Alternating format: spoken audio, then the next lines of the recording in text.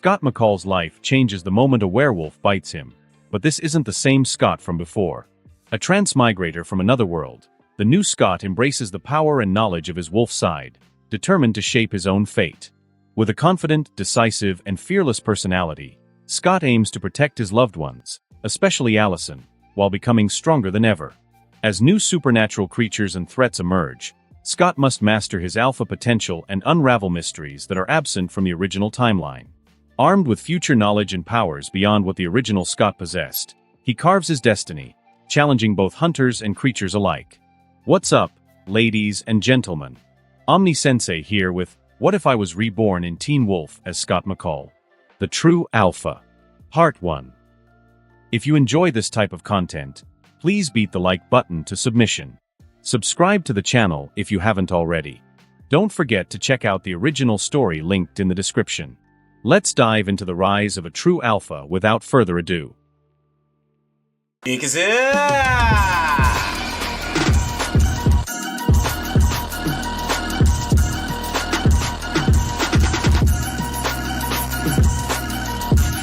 first thing that hit Jacob was the smell. It wasn't just the damp scent of his bed sheets or the faint whiff of earth drifting through the open window. No, it was everything. The sharp scent of the trees outside, the chemical scent of cleaning products lingering in the bathroom, even the trace of someone's perfume clinging to the air. It was as if someone had turned the world's sensory volume all the way up.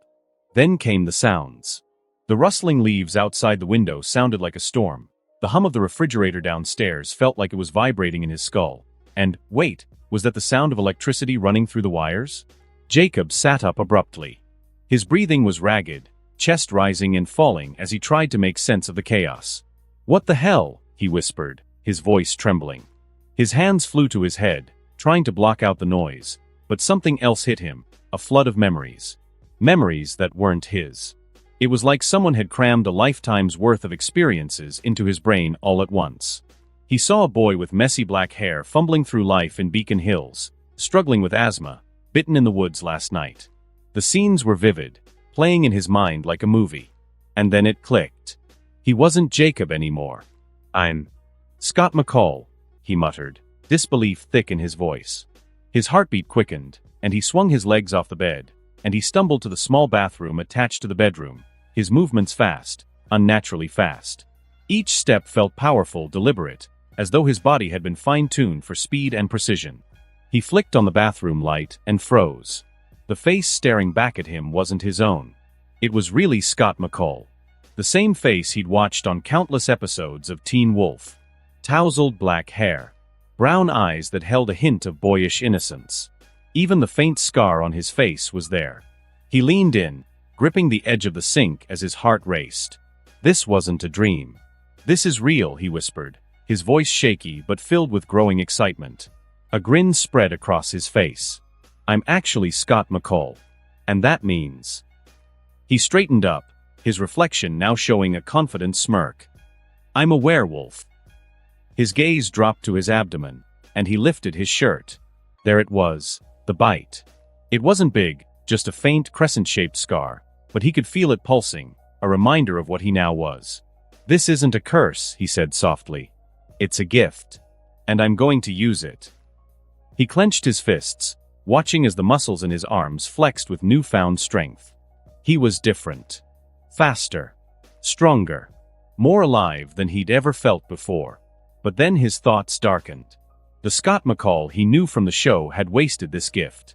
He'd been scared, weak, always second-guessing himself, running from the power inside him instead of embracing it. "Pathetic," Jacob muttered, shaking his head. The memories of the original Scott's life were still settling in, but they were clear enough.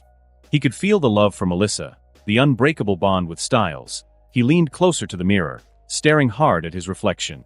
His eyes gleamed with determination. "I'm not going to be like you," he said, speaking to the reflection as if it were Scott McCall from the series. His voice low and firm. "I won't let anyone push me around. I won't let anyone die, not Allison, not my mom, not anyone I care about." He wouldn't make those same mistakes. "Well," he said, stepping back and running a hand through his hair, "since I'm Scott McCall now, might as well own it, and call myself Scott from now on."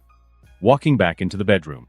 The sunlight peeking through the curtains was almost blinding, and he had to squint as he glanced at the phone on the nightstand. No messages from Styles. Not surprising. It was early, and the guy probably wasn't even awake yet. Scott chuckled, imagining Styles' reaction when he realized his best friend wasn't the same timid Scott anymore. No more fumbling around, being unsure of himself. Sitting on the edge of the bed, Scott had all the knowledge of what was coming. Every threat. Every villain. Peter Hale. The Argents. The Kanama. The Dirac. Deucalion and his Alpha Pack. Each one was a danger the original Scott had barely survived. But this time, things would be different. He was going to take control. He was going to master his powers, not run from them. He'd confront Peter head-on. And if he had to kill to protect his loved ones, so be it. He wouldn't hesitate. Not even for a second. "This is my chance," he murmured. "My chance to live the life I always dreamed of." He stood, pacing the room as plans formed in his head. First, he'd need to master his powers. The original Scott had stumbled through learning what it meant to be a werewolf, but he had watched the show. He knew what to expect, and he wouldn't waste any time. "From now on, I would be the most powerful werewolf this world had ever seen. And nothing, not hunters, not alphas, nothing was going to stand in my way," he said with a smirk. "Beacon Hills has no idea what's coming." The sunlight streaming through the window was sharper than usual, almost painfully bright. Scott winced, his eyes squeezing shut as a wave of pain washed over him. His head throbbed, like someone was trying to hammer information directly into his brain. He rubbed his temples, trying to will the headache away, but the pressure only seemed to grow stronger. His heart pounded in his chest, each beat sending jolts of energy through his veins. This was no ordinary headache. He could feel it, the surge of knowledge pouring into him. Information about his new powers, his body, his very existence. Everything felt like it was on fast forward, as if someone had hit the play button on an endless loop of data, and now it was flooding his mind all at once. Scott staggered back, collapsing onto his bed with a groan, clutching his head in his hands. This is a lot," he muttered under his breath, grimacing through the pain. Images flashed before his eyes, memories that weren't his, instincts he'd never had before. He saw himself lifting cars with ease, sprinting across forests faster than the wind, his senses so heightened that he could hear every heartbeat within 100 meters radius. His mind buzzed with possibilities, each one more exhilarating than the last. This was it, his cheat, his advantage. "As a traveler, I guess this is my cheat," he muttered through the pain, managing a wry smile. "And it's awesome." The headache began to ease, leaving behind a strange clarity. The flood of information slowed, settling into his mind, like puzzle pieces locking into place. He sat up, his breathing steadying as the new reality sunk in. He wasn't just Scott McCall, he was an overpowered Scott McCall. "Although I have the knowledge of all my powers," he continued, talking to himself as if saying it out loud would make it even more real, "I have to master them first and keep getting stronger." He rose from the bed and stood in the middle of the room, his bare feet pressing into the soft carpet. He closed his eyes for a moment, focusing inward, trying to sense the powers lying dormant within him. The first thing he noticed was the strength. It radiated from him like an invisible force, coiled tightly in every fiber of his being. Scott clenched his fists, feeling the surge of raw power in his hands. He wasn't just strong, he was capable of lifting tons. His strength didn't just come from his arms, it extended down into his legs, through every inch of his body. He could crush metal with his bare hands, leap across rooftops with ease. "Superhuman strength," he said to himself, letting the words hang in the air, testing them. "I could probably throw a car if I wanted to." He smirked. Scott let out a breath, the smirk still on his face as he moved on to the next power. Superhuman speed. The knowledge settled in his mind like second nature. He didn't even need to think about it. His body already knew what to do. He could run so fast, it would be nearly impossible for the human eye to track him. He could move faster than any creature in this world, faster than anything should be able to move. The idea sent a thrill through him. He imagined racing across the woods, nothing but a blur to those who tried to follow. "I'm basically the Flash," he muttered with a chuckle. The sheer speed excited him almost as much as the strength. And that wasn't all. He had stamina to match.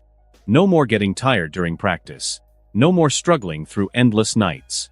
His body produced fewer fatigue toxins than any human's, granting him superhuman levels of endurance.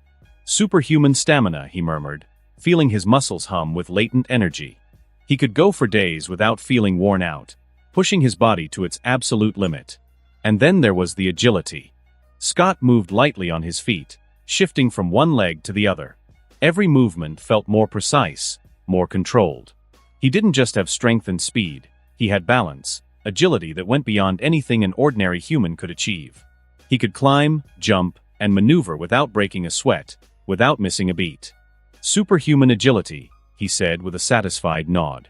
But the powers didn't end there. His body, his durability, was next. He glanced down at his arms, flexing his fingers, feeling the unyielding strength beneath his skin. His body has an extraordinary resistance to injury, much tougher than any normal werewolf's. In his werewolf form, he can withstand attacks from conventional weapons with little more than a scratch, and even more advanced weaponry has a hard time piercing his defenses. His durability grows alongside his strength. The more powerful he became, the harder it would be to injure him. The idea made him feel invincible.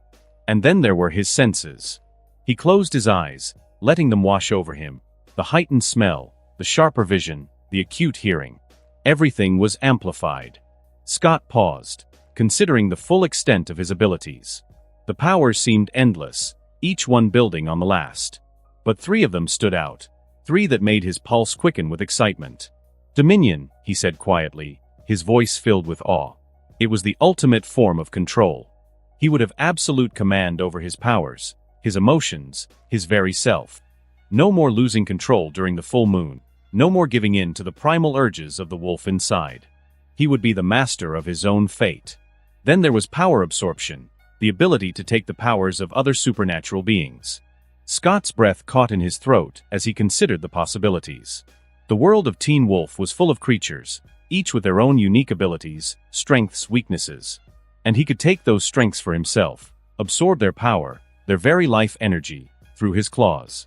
I can become even stronger, he whispered, the idea filling him with anticipation. He could make those abilities his own, mastering them, integrating them into his arsenal. But the final power, the one that made his heart race the most, was immunity.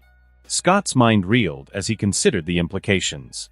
He would be immune to the things that had plagued werewolves for centuries. Silver, wolfsbane, even electricity and poison, they wouldn't touch him. He could walk through mountain ash as if it was nothing, immune to its effects, and immune to mental attacks. No weaknesses, he said softly, a slow smile spreading across his face. Only stronger supernatural beings than me can hurt or kill me. The weight of those words sank in, settling into his bones like a promise. He was not the vulnerable, indecisive Scott. He was something more, something stronger. And with time, he would master these powers, become the most powerful werewolf in existence. He closed his eyes for a moment, a grin tugged at his lips. Dominion. Power absorption. Immunity, he said quietly, savoring the words. Yeah, these abilities are my favorites. Scott took a deep breath in his mind. The knowledge was there. His claws and teeth were his most basic weapons, but far from ordinary. They were capable of cutting through anything, wood, metal, stone. Nothing was safe from their razor edge. They could rend through a variety of substances with ease, and he could use them to scale walls, moving with a speed and agility few could rival. Let's try this, Scott murmured, feeling his heart pick up with anticipation. He closed his eyes, focusing inward, reaching for that transformation. He felt a sharp tingle in his fingertips, and with a burst of willpower, his claws began to emerge. It didn't hurt, but it felt strange, like his body was adjusting to a natural, more dangerous state. His eyes snapped open, and he grinned as he admired the sharp black claws that extended from his fingers. They glistened in the light, as deadly as they were beautiful. Scott flexed his fingers, feeling the immense power they held. Sharp enough to tear through anything, he said softly, his voice tinged with awe. I could tear through concrete with these. His heart raced with the thrill of it. He had imagined this moment so many times, having these kinds of powers, testing their limits. And now, here he was, with abilities that far surpassed anything he could have dreamed. But he wasn't done yet. There were more powers to explore. Scott went to the bathroom and glanced at his teeth in the mirror, willing them to shift, to reveal the dangerous fangs that now hid just beneath his gums. They responded instantly. His canines lengthened, sharpening into lethal weapons. He grinned, flashing his reflection a menacing smile. Claws and teeth, he thought. The perfect tools of a predator. But his claws and teeth weren't just for tearing through his enemies or crawling along walls. They had another, more dangerous purpose. His bite and even his scratch could be infectious, turning others into werewolves like him. Scott raised his hand, staring at the sharp claws that could deliver that fate. "I can turn people," he said, shaking his head in disbelief. "But I can control it. I can choose when my bite is infectious." The idea filled him with a mix of awe and responsibility. He had the power to create more werewolves, to bring others into this world, but he also had the control to stop it from happening accidentally. He wouldn't be like Peter Hale, using his bite recklessly. No, Scott would be careful, deliberate. His bite was a gift, one he would only give if he truly needed to. Scott took a deep breath, calming the rush of excitement. He still had more powers to explore. Lie detection. His senses would be able to detect dishonesty, picking up on the smallest changes in a person's heartbeat, the most subtle shifts in their emotions. Scott's chest tightened at the thought of it. This was more than just a useful power, it was a weapon against deceit. No one would be able to lie to him. No more secrets, no more manipulation. He would always know the truth. Then there was empathy, the ability to sense others' emotions through touch. This was more than just understanding what people were feeling. It was seeing their true intentions, feeling their pain, their joy, their fear. It was a power that could grow stronger with time, becoming an essential tool in his arsenal. And then there was pain transference, a power that stirred something deep inside him. Scott could absorb and alleviate the pain of others, taking their suffering into himself. It was an ability that was both selfless and terrifying. He could heal people, take away their agony, but at the cost of bearing that pain himself. But what excited Scott the most was his healing factor. His body could regenerate at incredible speed, repairing even the most severe injuries in a matter of moments. He could heal from wounds that would kill an ordinary person, without so much as a scar to show for it. His healing was 10 times faster than any ordinary werewolf's, making him nearly invincible in battle. Scott glanced at his arm, imagining a cut or a bruise, and how quickly it would disappear. His enemies might try to hurt him, but they would fail. His body would heal faster than they could inflict damage. And then there was memory transference, the ability to transfer memories by inserting his claws into someone's neck. Scott shivered at the thought. With this power, he could not only communicate mind to mind, but also manipulate memories, erase them if he needed to. This was more than just a weapon. It was a tool for control, a way to influence others in ways they couldn't even comprehend. And finally, there was telepathy. Scott's mind buzzed with the possibilities. He could communicate with his pack without speaking. The thrill of his powers surged through him, making his pulse quicken. But as much as he was excited, he knew he had a long way to go. Knowing his powers wasn't the same as mastering them. He had to master these abilities, train his body and mind until they were second nature. He still had work to do. "I've got the knowledge," Scott said, his voice firm, "but I must become proficient with these abilities." With that, he glanced at the mirror again, focusing on his reflection. He could shift, he had the claws and the fangs, but that was only the beginning. He could feel the wolf inside him, waiting to be unleashed. But something held him back. He couldn't fully shift yet. He could feel it deep down, the primal power that wanted to break free, but it remained just out of reach.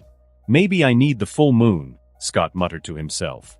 He remembered how Scott McCall from the original timeline had struggled with his first shift, how it had taken the full moon to bring out the beast.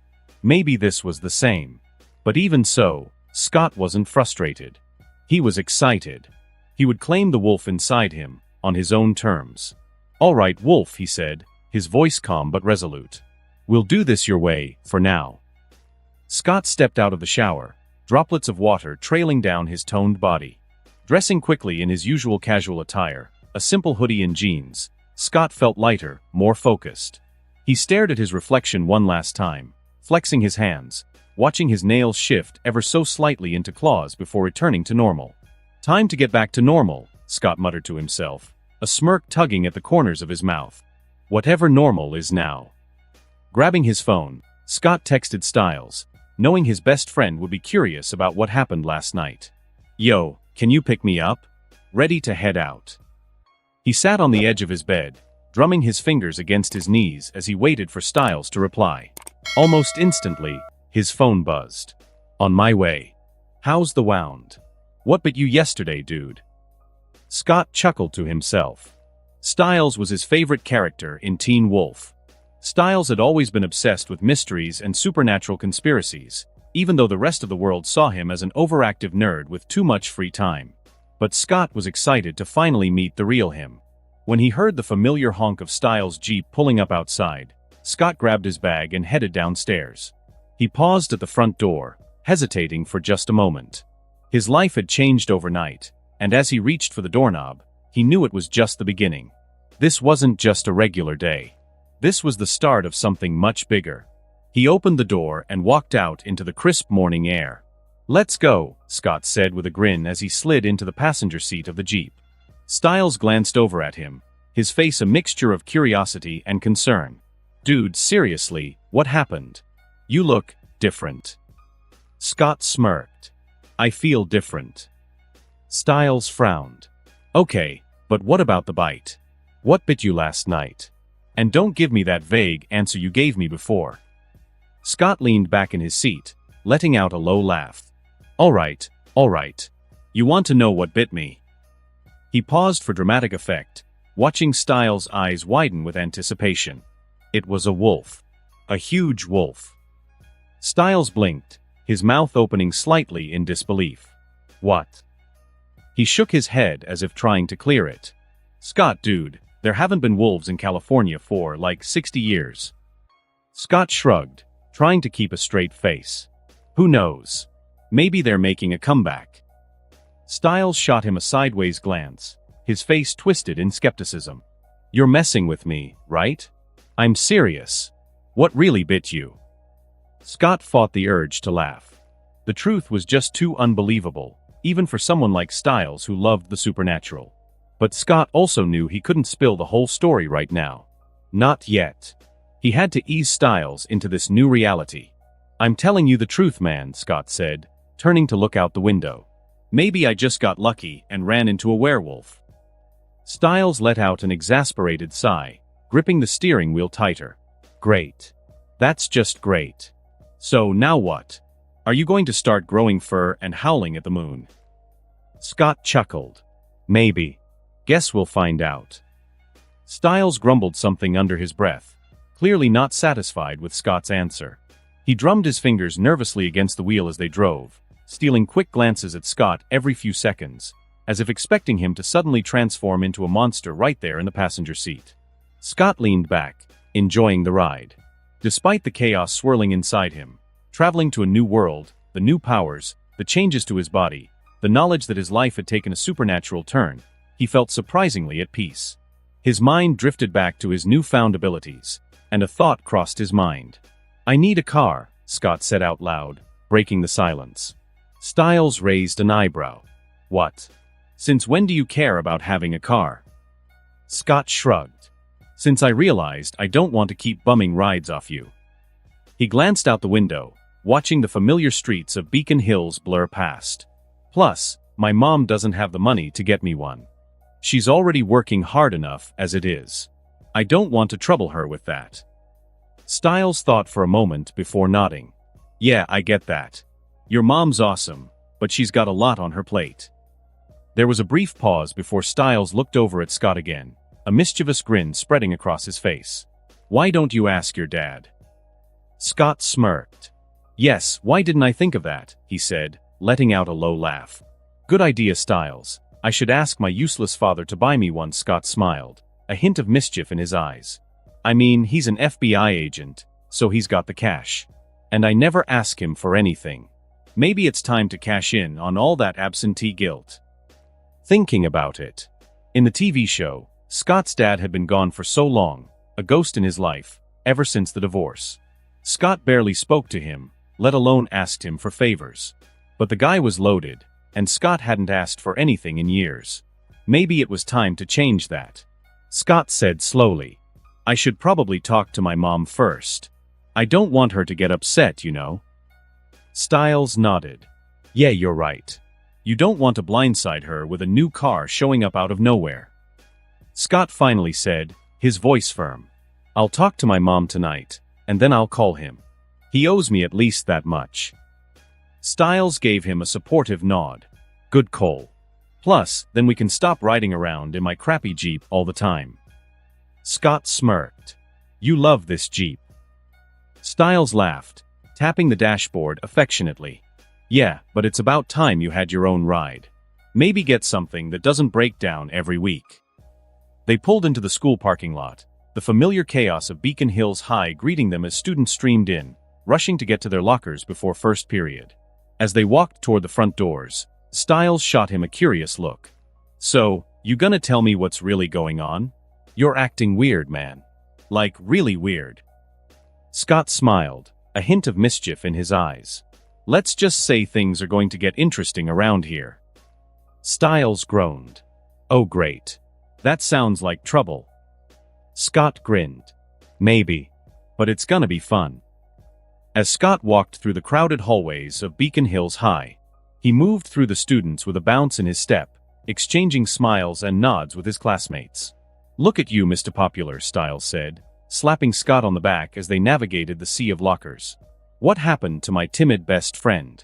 Are you finally coming out of your shell? Scott chuckled, shaking his head. What can I say? It's a new day, and I'm feeling different, buddy. I'm ready to take on the world. But the moment of camaraderie was short-lived. As they rounded a corner, they were met with a familiar face. Jackson Whitmore stood there, arms crossed and a smug grin plastered on his face, flanked by a couple of his friends. Well, if it isn't the dynamic duo, Jackson sneered, his eyes flicking from Scott to Styles. What are you two losers plotting? Another geek convention. Scott didn't flinch. The old Scott might have looked down, mumbled a weak retort, or even tried to laugh it off. But this Scott wasn't the same. He took a step forward, his eyes locked on Jackson's, standing just a bit too close for comfort. The tension in the air was palpable, a grin playing at the corners of his mouth. Well, jackass.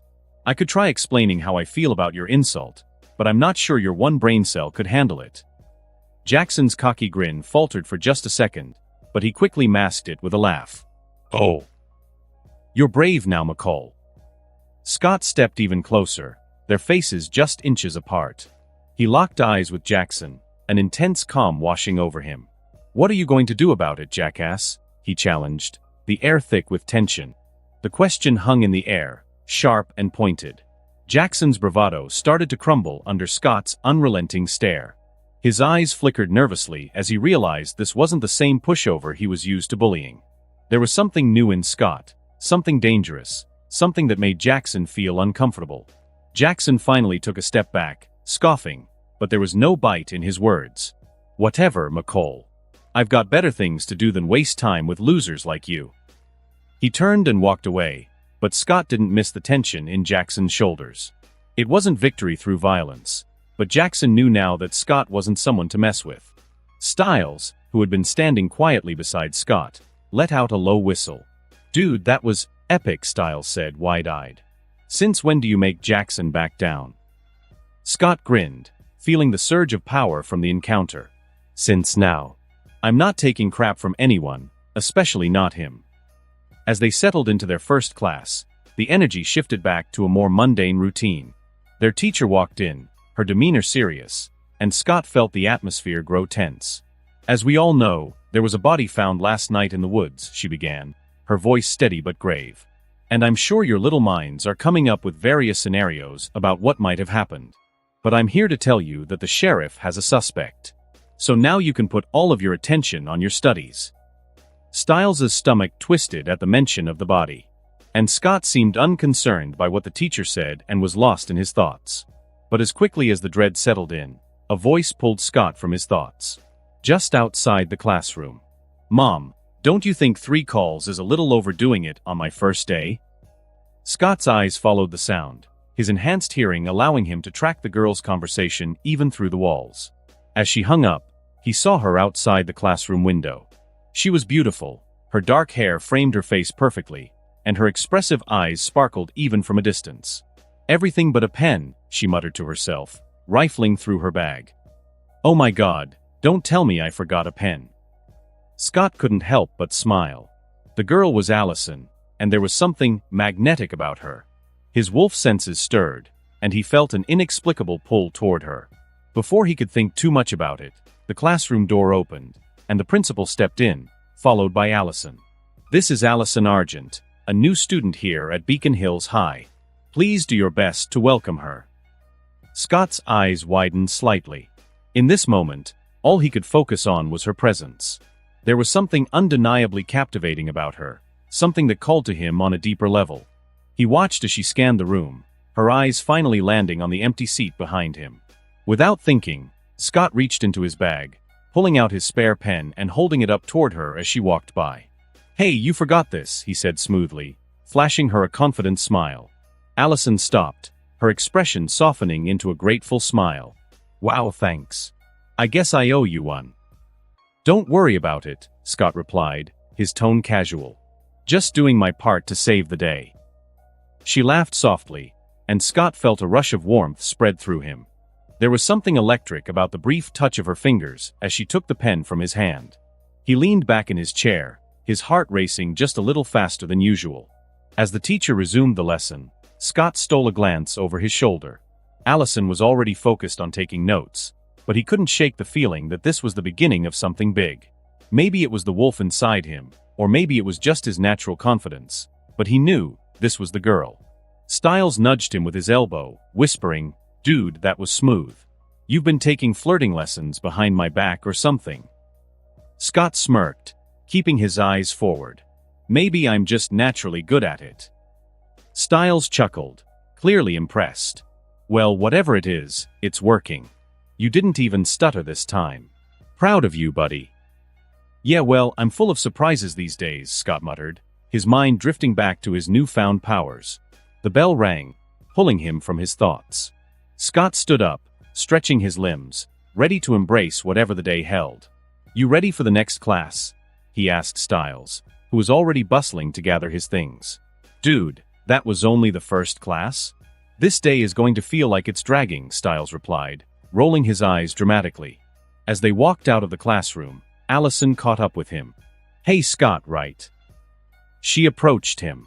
"Thanks again for the pen. I really owe you one," she said, her smile as bright as before. Scott returned the smile, and replied smoothly. "Scott McCall." Feeling more at ease than he had all day. "You're welcome.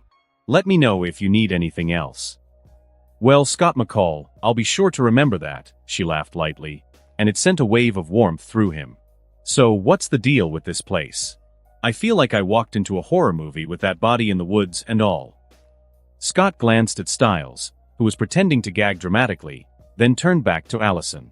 "It can be a bit intense around here, but it's not so bad once you get used to it. Just stick with me, and I'll keep you out of trouble." Allison raised an eyebrow, clearly amused. "Oh really? You think you're up for that?" "Absolutely," Scott said, his confidence soaring. She smiled, and Scott felt his heart flutter. He was ready to see where this connection with Allison might lead. "Let's go see what trouble we can get into then," she said, her eyes sparkling with mischief.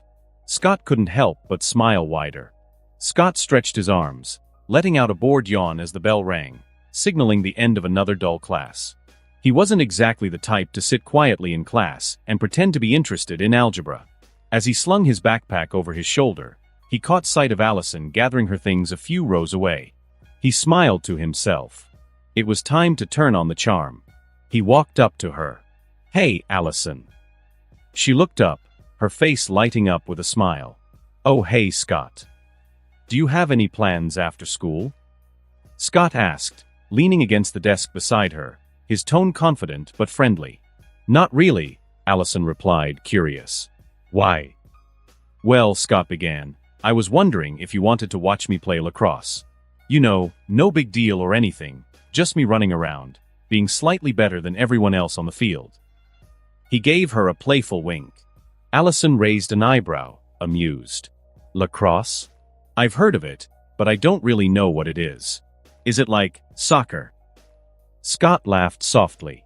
"Not quite. It's kind of like field hockey, but with sticks that have nets at the end. Honestly, it's the only game people care about here. He leaned in a little, lowering his voice as if sharing a secret. It's pretty boring, if you ask me. But I thought I'd give it a try. Who knows? Maybe I'll surprise myself.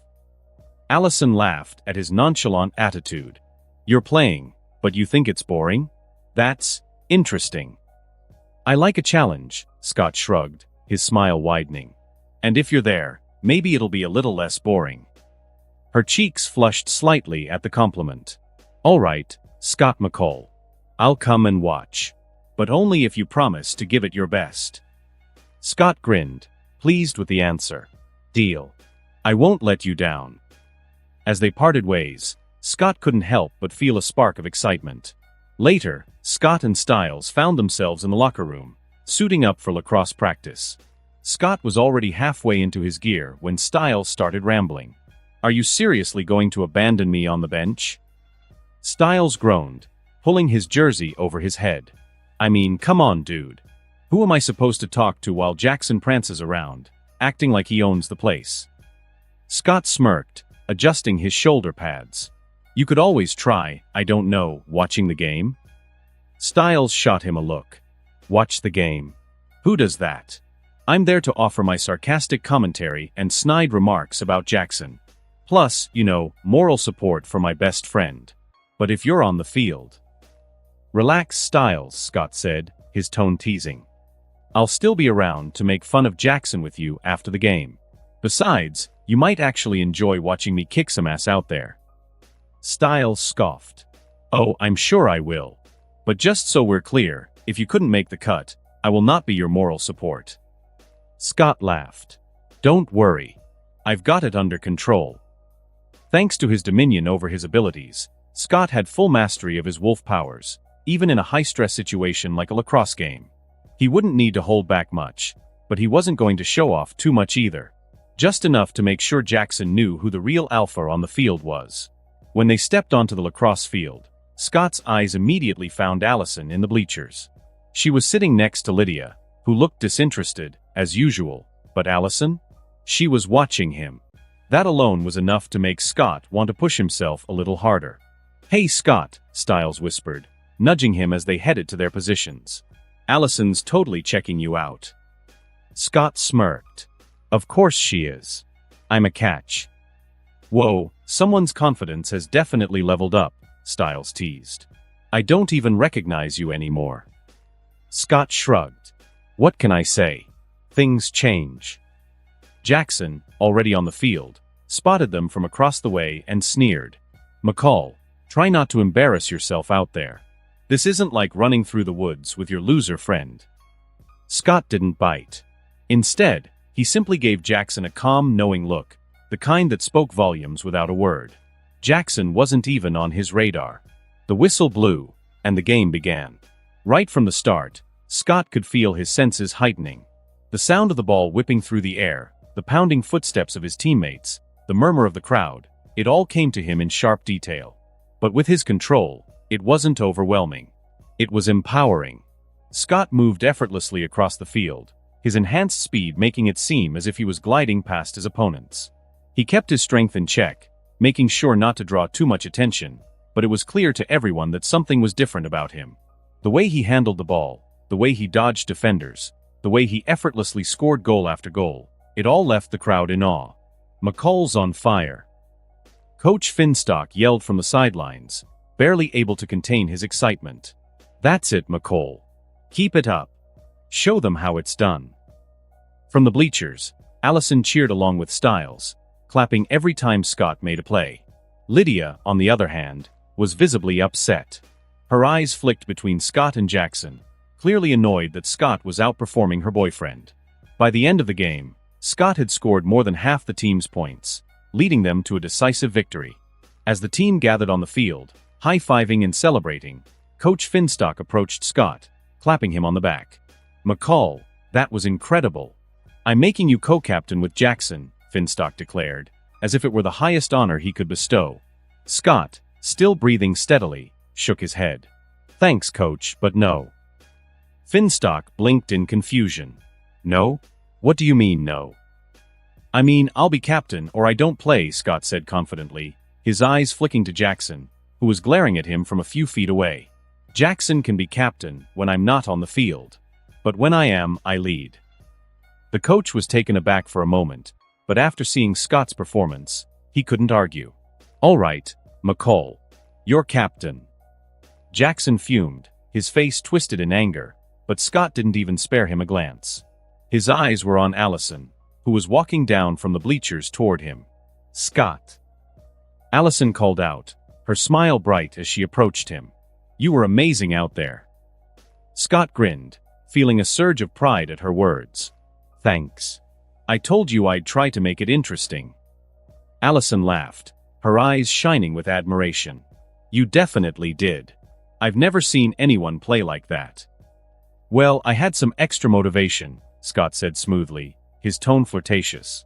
Allison blushed slightly, tucking a strand of hair behind her ear. Well, I'll have to come to more games then. Scott chuckled. I'd like that. As they stood there, the crowd dispersing and the sun setting behind them, Scott felt like he was on top of the world. He had Allison's attention, his team's respect, and full control of his abilities. But deep down, Scott knew that this was just the beginning. There were bigger challenges ahead, supernatural forces, dangerous enemies, and the responsibility that came with his powers. But for now, as he basked in the glow of his victory and Allison's smile, he let himself enjoy the moment. After all, he had plenty of time to deal with the rest. The smell of antiseptic filled the animal clinic as Scott pushed open the door, a quiet hum of fluorescent lights above him. He liked working here, the calm atmosphere and the steady routine. It gave him time to think, something he needed now more than ever with all the changes happening inside him. After the lacrosse game earlier, Scott had felt even more confident in his new life. As soon as he walked in, Scott noticed Deaton standing by the door. Hey Scott, Deaton greeted with his usual calm tone. I've got to head out for a bit. Do you mind closing up after feeding the animals and tidying up? Scott gave him a relaxed smile. No problem. I got it covered. Deaton nodded, giving him a look that Scott couldn't quite place. It was almost as if he knew there was something different about Scott today. All right then. I trust everything will be in good hands. With that, Deaton got into his car and drove off, leaving Scott alone in the clinic. As Scott moved around the back, getting ready to feed the animals, he felt the shift in the air almost immediately. The dogs in their kennels went from barking excitedly to whimpering, their tails tucking between their legs. The cats, normally aloof and indifferent, hissed and paced anxiously in their cages. Scott frowned, realizing what was happening. Is it because of me? Even though he had complete dominion over his abilities, Scott hadn't quite gotten used to how his presence affected animals. His natural werewolf aura was powerful, and the creatures in the clinic could sense it. It unnerved them, scared them even. Scott closed his eyes and focused, reaching into himself to pull back the invisible energy he was radiating. Calm down, Scott muttered to himself, working to control the force within him. It took a few moments, but soon enough, he felt the shift. His aura softened, and the dogs stopped whimpering. The cats went back to their usual irritated glares, though one of them still swatted at the bars of its cage for good measure. Satisfied, Scott smirked to himself. This was getting easier. Just as he finished feeding the last of the animals, the sound of a car pulling up outside caught his attention. He frowned, wiping his hands as he headed toward the door. It was after hours, so whoever was here clearly needed something urgent. As he opened the door, Scott's eyes widened in surprise. Standing there, looking frazzled and worried, was Allison. Her hair was damp from the light drizzle outside, her face a mix of concern and panic. Allison?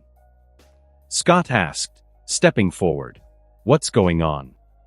Scott, she breathed out, clearly upset. I think I hit something. I didn't mean to, but I couldn't stop in time. I didn't know what to do, and I didn't want to just leave it there. Scott's eyebrows furrowed in concern. It? What do you mean? Allison motioned toward her car, parked just outside the clinic. It's a dog. I think it's hurt. It's in the trunk. I didn't know where else to go, so I came here. Without missing a beat, Scott followed her to the car. As they reached it, she popped open the trunk, revealing a large dog curled up in the back. The animal was growling softly, clearly scared and in pain. Scott could sense its fear immediately. But more than that, he could feel Allison's tension, the way her hands shook slightly as she stood beside him. I don't think it's too hurt, but it won't let me near it, Allison said, her voice trembling. Scott placed a gentle hand on her shoulder, giving her a reassuring smile. Relax. It's just scared. She let out a shaky breath, nodding but still clearly on edge. That makes two of us. Scott's smile widened a bit. Let me see if I have better luck. He knelt down by the car, making soft, soothing noises as he got closer to the dog. Slowly, he released a small bit of his aura, just enough to calm the animal down without overwhelming it. The dog's growling stopped, its ears lowering as it relaxed slightly in his presence. Scott carefully reached out, and to his relief, the dog let him touch its fur. After a moment, he gently lifted it from the trunk. See, Scott said, casting a glance at Allison. No problem. Allison stared at him, her eyes wide with amazement. How did you do that? It wasn't letting me anywhere near it. Scott chuckled softly. I guess I've just got away with animals. Together, they carried the dog inside the clinic. After a quick inspection, Scott was relieved to see that the dog wasn't too badly hurt, just a minor wound on its leg. He carefully bandaged it up while Allison stood nearby, her anxiety finally starting to fade. Allison wandered off for a moment and returned wearing one of Scott's old hoodies, her damp clothes exchanged for something warm and dry. Thanks for doing this, she said as she came back into the room. She looked at him with a sheepish smile, pulling the hoodie tighter around herself. I completely freaked out. Like a total girl. Scott glanced up from the dog, his eyes twinkling with amusement. You're a girl. Allison. She rolled her eyes but smiled. I freaked out like a girly girl, and I'm not a girly girl. At least, I didn't think I was.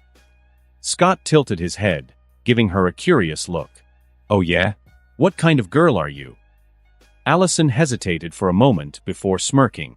Tougher than that. At least, I thought I was. Scott leaned back, resting his arms on the counter as he looked her over. Hey, if it makes you feel better, I would have probably cried. Like, full-on, ugly crying. I'm not talking manly tears either. I mean the biggest, most pathetic girly girl meltdown. That finally got a laugh out of her. Yeah, right. Scott grinned. I'm serious. I'd be a mess. Allison chuckled again, shaking her head. You're ridiculous. Ridiculously charming, you mean? Allison rolled her eyes but smiled, her mood clearly lightened. Okay, maybe that too. Scott finished bandaging the dog and looked up at Allison. She's going to be fine. You did the right thing bringing her here. Want to try petting her now? Allison hesitated, but after Scott reassured her, she reached out and gently stroked the dog's fur. The animal seemed to relax even more under her touch, and Scott smiled as he watched. She likes you, he said, his voice softer now. Maybe she can tell you're not a girly girl after all. Allison glanced up at him, noticing the way he was watching her. What? Scott blinked, suddenly realizing he had been staring. Sorry. I apologize if this is a little forward, but I think you're totally gorgeous. Allison blushed, her cheeks turning pink as she laughed nervously. I look like a mess right now. I've been crying, I'm soaked, and I'm wearing your hoodie. Scott reached out and gently wiped a stray tear from her cheek. You're still gorgeous. The moment lingered for a second longer before Scott finally spoke again. So, I was wondering, would you like to go to Lydia's party with me? Allison hesitated for a moment, clearly caught off guard by the invitation. I don't really like parties, she admitted, her voice soft. Scott grinned, not missing a beat. That's fine. How about we skip the party on Saturday and I take you out on Sunday? Just the two of us. What do you think? Allison's face lit up with a bright smile. Definitely yes. Scott's heart swelled at her answer, his confidence only growing stronger. After watching Allison's car pull away into the darkening evening, Scott closed the clinic door and leaned against it for a moment. His mind replayed the evening's events, a small grin spreading across his face. Everything felt good, better than good, actually. He had managed to connect with Allison in a way the original Scott probably never could. and his life was slowly but surely aligning with his plan. It felt right. Taking a deep breath, Scott locked the clinic and made his way home, his thoughts now shifting to what lay ahead. Tonight, it wasn't just about himself. He wanted to do something nice for his mom. She deserves that much, at least, he thought. After Scott got home, the kitchen was filled with the warm scent of something delicious cooking on the stove. He had decided to make dinner for Melissa, a rare occurrence, but one he knew would make her happy. The stove sizzled as he flipped the pan, steam rising into the air. Garlic, onions, and vegetables mixed with chicken, a simple stir-fry that filled the small kitchen with rich aromas. Scott hummed to himself, feeling surprisingly relaxed. Just as he was setting the table, he heard the familiar sound of the front door opening. His mom, Melissa McCall, came through the door with her usual exhausted expression after a long day at the hospital. But when she saw Scott standing in the kitchen, an apron tied around his waist, and dinner nearly ready, her tired look melted into one of complete surprise. "Scott." Melissa's voice was filled with curiosity and a little disbelief. "What's going on here? You're cooking." Scott flashed her a confident grin, setting down a plate of food in front of her chair. "Yep. Figured I'd give it a shot. You know, take some of the load off." Melissa raised an eyebrow, eyeing the food suspiciously before smiling. "I don't think I've ever seen you near the stove unless you were making instant ramen. What's the occasion?" Scott chuckled, sitting down across from her. "No occasion. Just thought it was about time I did something nice for you." She looked at him, still clearly surprised, but touched by the gesture. "Well, I won't say no to that. This looks amazing. I didn't know you had it in you." She took a bite, her eyebrows raising even further. "It actually tastes amazing too." Scott grinned. "I learn fast." They ate in comfortable silence for a few minutes before Melissa's curiosity got the better of her again. "Okay, spill. What brought this on? You've never cooked for me before." Scott leaned back in his chair, his smile softening as he looked at his mom. She'd done so much for him, raised him on her own, worked countless long hours to provide, and always supported him. She was his rock, and he didn't need his time traveler knowledge to know how important she was. "I guess I've been thinking," he began, "about how much you've done for me. You've worked so hard, Mom. And I don't say this enough, but I'm proud of you." Melissa blinked, clearly taken aback by his sudden sincerity. "Scott, I appreciate that, but you don't have to." "No, I mean it," Scott cut in, his voice steady. "You've been doing everything for me since Dad left. You work crazy hours, you keep everything together, and you never complain. I'm lucky to have you." Her eyes softened, and for a moment, Scott thought he saw them glisten with tears. But Melissa McCall was strong, stronger than anyone Scott knew. She gave him a warm smile, reaching across the table to squeeze his hand. "Thank you, Scott. That means more than you know." They sat in silence for a few more moments, the weight of the conversation sinking in. But then Scott cleared his throat, shifting gears to the real reason he wanted to talk tonight. "Actually, there's something I wanted to ask you about," Scott said, leaning forward slightly. "I've been thinking about getting a car." Melissa raised her eyebrows again. "A car?" "Yeah," Scott nodded. "I mean, I know it's not something we've really talked about before, and I don't want to put more pressure on you. But I was thinking, maybe I could ask Dad." Melissa's expression changed instantly, her smile fading. "Your father?" Scott met her gaze, his tone confident but gentle. "Look, I know he hasn't exactly been around. He's basically been useless, to be honest. But he's got the money, right? And I've never asked him for anything. Not once since he left. Maybe it's time he gave me something, you know?" Melissa's lips pressed into a thin line as she processed his words. Scott could tell the topic of his father still stung for her. But after a few moments, she sighed softly, running a hand through her hair. "You don't have to ask him for anything, Scott," she said quietly. "I can save up. It'll take some time, but I'll get you a car. You know I would if I could." Scott smiled warmly, shaking his head. "I know, Mom. And I appreciate that. But I don't want you to have to worry about it. Dad's out there living his life, barely even thinking about us. It's about time he stepped up and did something for me. Don't you think?" Melissa looked at him, her eyes searching his face for a long moment before she sighed again. this time in resignation. I guess, maybe you're right. He owes you that much. Scott nodded. Exactly. There was another pause, and then Melissa finally smiled again, though it was a bit more bittersweet this time. You've grown up a lot lately. You're different. Scott couldn't help but laugh softly at the irony of her words. If only she knew. Yeah, well, I guess I've just realized that I need to take control of things. No point in waiting around, right? The next morning, Scott woke up early, feeling refreshed and focused. It was a quiet day at school, with no classes scheduled in the morning. Perfect timing, really, because he had something important he needed to do. Styles needed to know the truth about what was happening, about the bite, the changes, the powers. There was no way Scott could keep it from him for much longer, and besides, he didn't want to. Styles was his best friend, and they had been through too much together for Scott to hide something like this. Scott grabbed his phone and texted Styles. Hey, can you come over this morning? There's something I need to tell you. Asterisk asterisk within seconds, his phone buzzed with a reply. On my way. What's up?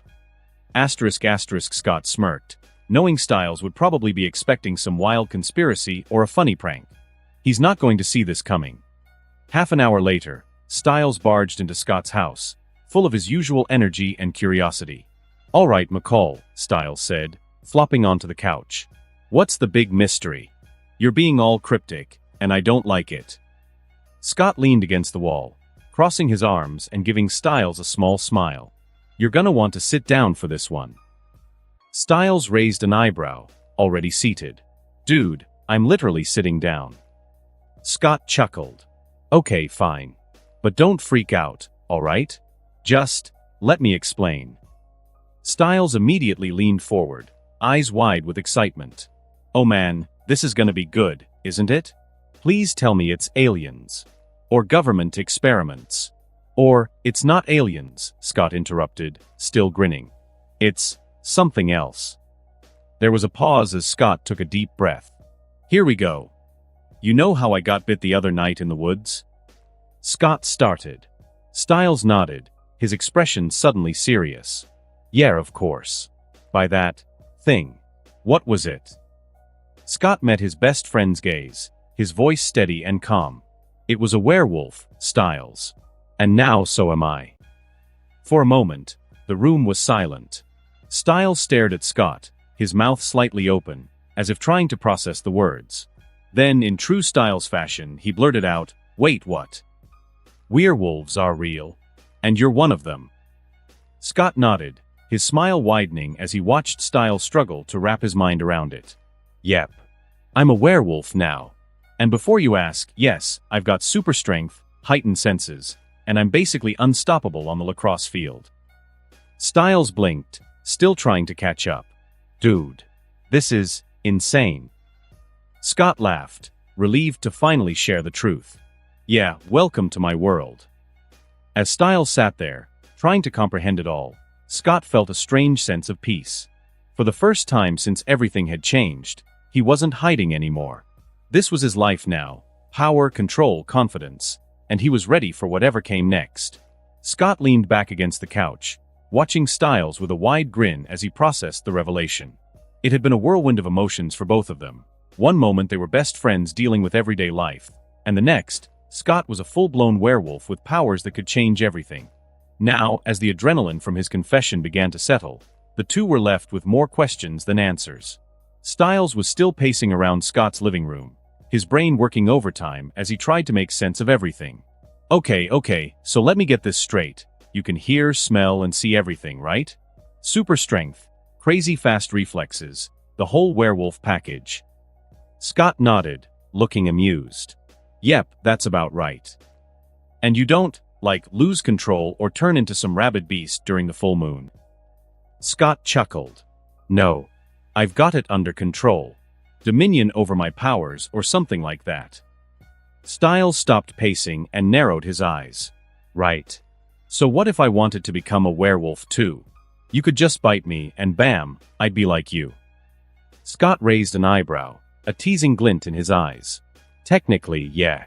But knowing you, Styles, you wouldn't turn into a werewolf. You'd probably turn into a dunno, a gremlin. Styles froze mid-step, then whipped his head towards Scott, a look of mock indignation on his face. A gremlin? Seriously? Scott burst out laughing, unable to contain himself at the mental image of Styles as a tiny, mischievous creature causing chaos everywhere. Yep. You'd be this tiny little monster, probably chewing through wires, knocking things over, and definitely causing mayhem at school.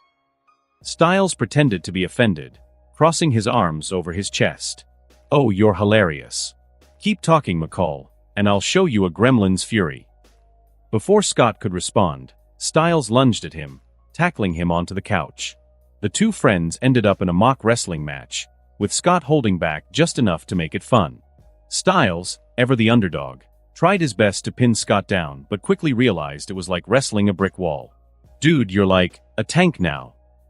Styles groaned, trying to push Scott off him but failing miserably.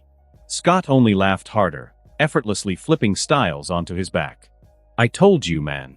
Super strength. After a few minutes of playful wrestling and laughter, the two finally collapsed on the couch, out of breath but still grinning like idiots. It felt good, normal, even, despite everything that had changed. Styles, ever the quick thinker, was the first to get back on track. He sat up, wiping sweat from his brow, and looked at Scott with a more serious expression. All right, so we're not turning me into a gremlin. Yet. But we do need to figure out what's going on with that monster in the woods. The one that bit you. He's gotta be the same one that killed that girl, right? Scott's smile faded slightly, and he nodded. Yeah, it's gotta be connected. I don't know who, or what, he is yet. But I need to find out. Styles nodded, his mind racing again. And we're sure he's a werewolf? Like, he could be something else, right? Or maybe there are more of them out there. Scott sighed, running a hand through his hair. It's possible. We don't know how many supernatural creatures are out there. But we'll figure it out. Styles leaned back against the couch, his brow furrowed. We need a plan. We can't just run around chasing monsters in the woods without a clue. And what if this thing comes after you again? Or worse, what if it comes after Allison? Scott's eyes flashed at the mention of Allison. I won't let that happen. I'll protect her. Styles gave him a wary look. Yeah, but Scott, her family. We still don't know enough about them. What if they're dangerous? You said they're hunters. As in, they hunt werewolves like you. Scott's jaw tightened slightly, his confidence unwavering. They don't know about me, and I'm not afraid of them. Styles threw his hands up in exasperation. Dude, they're hunters. They probably have weapons and traps and, I don't know, years of experience killing supernatural creatures. You can't just walk into this blind. Scott shook his head, still calm but more serious now. Look, I know what they are. I know Allison's family hunts werewolves. But Allison doesn't know. She's different. And I'm not going to let her get hurt because of something she's not even part of yet. Styles stared at him, his face a mixture of concern and frustration. Scott, I get it, okay? You like her. But this is serious. What if her dad finds out about you? Or her mom? They're not just going to sit back and let you date their daughter if they find out you're a werewolf. Scott's eyes narrowed slightly, a fire burning behind them. Then I'll deal with it. I'm not going to be afraid of them, Styles. The intensity in Scott's voice surprised even Styles, who blinked a few times before nodding slowly. Okay. I get it. You're not afraid. But just, be careful, alright? I don't want to see you get hurt because of this. Scott's expression softened, and he gave Styles a reassuring smile. I'll be fine. I've got this under control. Styles didn't look entirely convinced, but he knew better than to argue with Scott when he had that look in his eyes. All right, fine. But promise me one thing. No more secrets, okay? We're in this together. Scott nodded. No more secrets. I promise. There was a brief silence as the two friends sat there, the weight of the conversation settling in. Styles tapped his fingers against the armrest, his mind still racing with questions and concerns. So, Styles said after a moment, trying to lighten the mood. About that bite, you're seriously telling me that if you bit me, I'd probably turn into a gremlin? Scott chuckled, the tension easing as he leaned back against the couch. I'm not saying it's guaranteed, but you'd definitely be something weird. Styles shook his head, a small smile playing on his lips. You're the worst. Scott grinned. I try. Another moment of silence passed before Styles spoke again, this time more seriously. Okay, so what's our next move? Scott thought for a moment before responding. We need to find out more about this other werewolf. And we need to figure out what other creatures are out there. If there are more supernatural beings in Beacon Hills, we need to know about them. Although he knows who the Alpha is, he is not going to ruin the fun. Styles nodded. Agreed. But where do we start? Scott stood up, pacing a bit as he thought it through. I've been thinking about it. The bite happened in the woods, right? We should start there. Maybe there's something we missed. Tracks, a scent trail, anything. Styles raised an eyebrow. A scent trail? Seriously? Scott shrugged, a smirk on his face. I have super senses now, remember? Might as well use them. Just then, Styles' phone buzzed, and he glanced down at the screen. Oh, I've got to go. Dad's calling. Probably wants to know why I'm not at home freaking out about school or something. Scott chuckled. Good luck with that. Styles stood up, still looking at his phone as he walked toward the door. I'll let you know if I find anything. But seriously, Scott, be careful, okay? And stay away from Allison's family. Scott watched as Styles left, his friend's words lingering in the air. But despite Styles' warnings, Scott couldn't shake the feeling that he was on the right path. He wasn't the same Scott McCall from the original timeline. He was stronger, smarter, and in control. He wasn't going to let fear dictate his life, and he certainly wasn't going to let anyone, even Allison's family, stand in his way. As Scott stood there, alone in the quiet house, he couldn't help but feel a surge of determination. The world was full of dangers, but he wasn't afraid. He had the power to protect the people he cared about. And nothing, not hunters, not monsters, not even the unknown, was going to stop him. After Styles left, Scott felt a familiar sense of clarity wash over him. The clarity of knowing what's coming, and yet, the thrill of uncertainty in how his actions were shifting the timeline. He grabbed his phone and dialed a number he hadn't called in a while. The line clicked, and his father's voice came through, slightly gruff but familiar. Scott? What's up? Hey, Dad. I was thinking. I need a car, Scott said, skipping the pleasantries and getting right to the point. There was a moment of silence on the other end. A car? His father echoed, sounding a little thrown off. Yeah. Something reliable, nothing too flashy, Scott said, casually leaning back. It's about time you did something for me, don't you think? His father chuckled, but there was an edge to it, a hint of unease. You know, your mom and I, Mom's already doing enough. It's your turn. Scott's voice was firm but not angry. He wasn't the same kid who'd flinch at the thought of confrontation. He knew what he deserved. After a brief pause, his father relented. All right, I'll look into it. We'll talk later. Thanks, Dad, Scott said, hanging up before his father could say anything else. With that out of the way, Scott stood up and stretched, feeling the strength of his enhanced body radiate through his muscles. He decided to spend the rest of the day training. If he was going to face bigger threats than before, he had to be prepared. But the hours flew by, and after a dull afternoon at school, he headed straight to the animal clinic for work. The next day, after another mind-numbing class, Scott and Styles found themselves trudging through the Beacon Hills Preserve.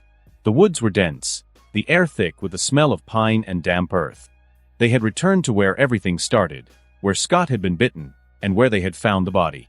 This time, though, the sun was shining, casting long shadows through the trees as they made their way deeper into the preserve. Remind me again why we're doing this in broad daylight. Styles asked, stepping over a fallen log and shooting a wary glance at the thick forest around them. Scott smirked. Because last time we did it in the dark, we got attacked by a werewolf, remember? Yeah, but now that you're a werewolf, shouldn't we be safer? Styles quipped, trying to sound nonchalant but failing miserably. His nerves were clearly on edge. Scott chuckled, but his senses were on high alert, scanning their surroundings. He knew something was coming. The unease in his stomach wasn't just from their usual jaunts into the woods. Something else was wrong.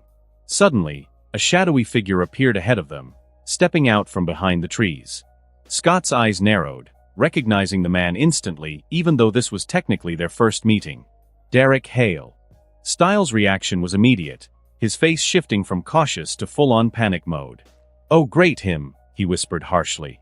Derek's steely gaze flicked from Styles to Scott, assessing them both before he spoke, his voice low and threatening. "You're trespassing. This is private property." Scott took a step forward, completely unfazed by Derek's attempt at intimidation. He knew exactly who Derek was, and what he was. This wasn't the shy, nervous Scott of the original timeline. This was someone who knew everything about Derek Hale and wasn't the least bit scared. "We're not here for your land," Scott said coolly, his tone laced with amusement. "We're here for something else. You wouldn't happen to know about a rogue alpha wolf, would you?" Derek's eyes darkened. "You need to leave." Styles tugged at Scott's sleeve, nervously glancing between the two of them. "Scott, let's just go, man.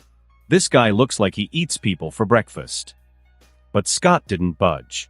He kept his gaze locked on Derek, his voice light but cutting. "You're a wolf too, aren't you?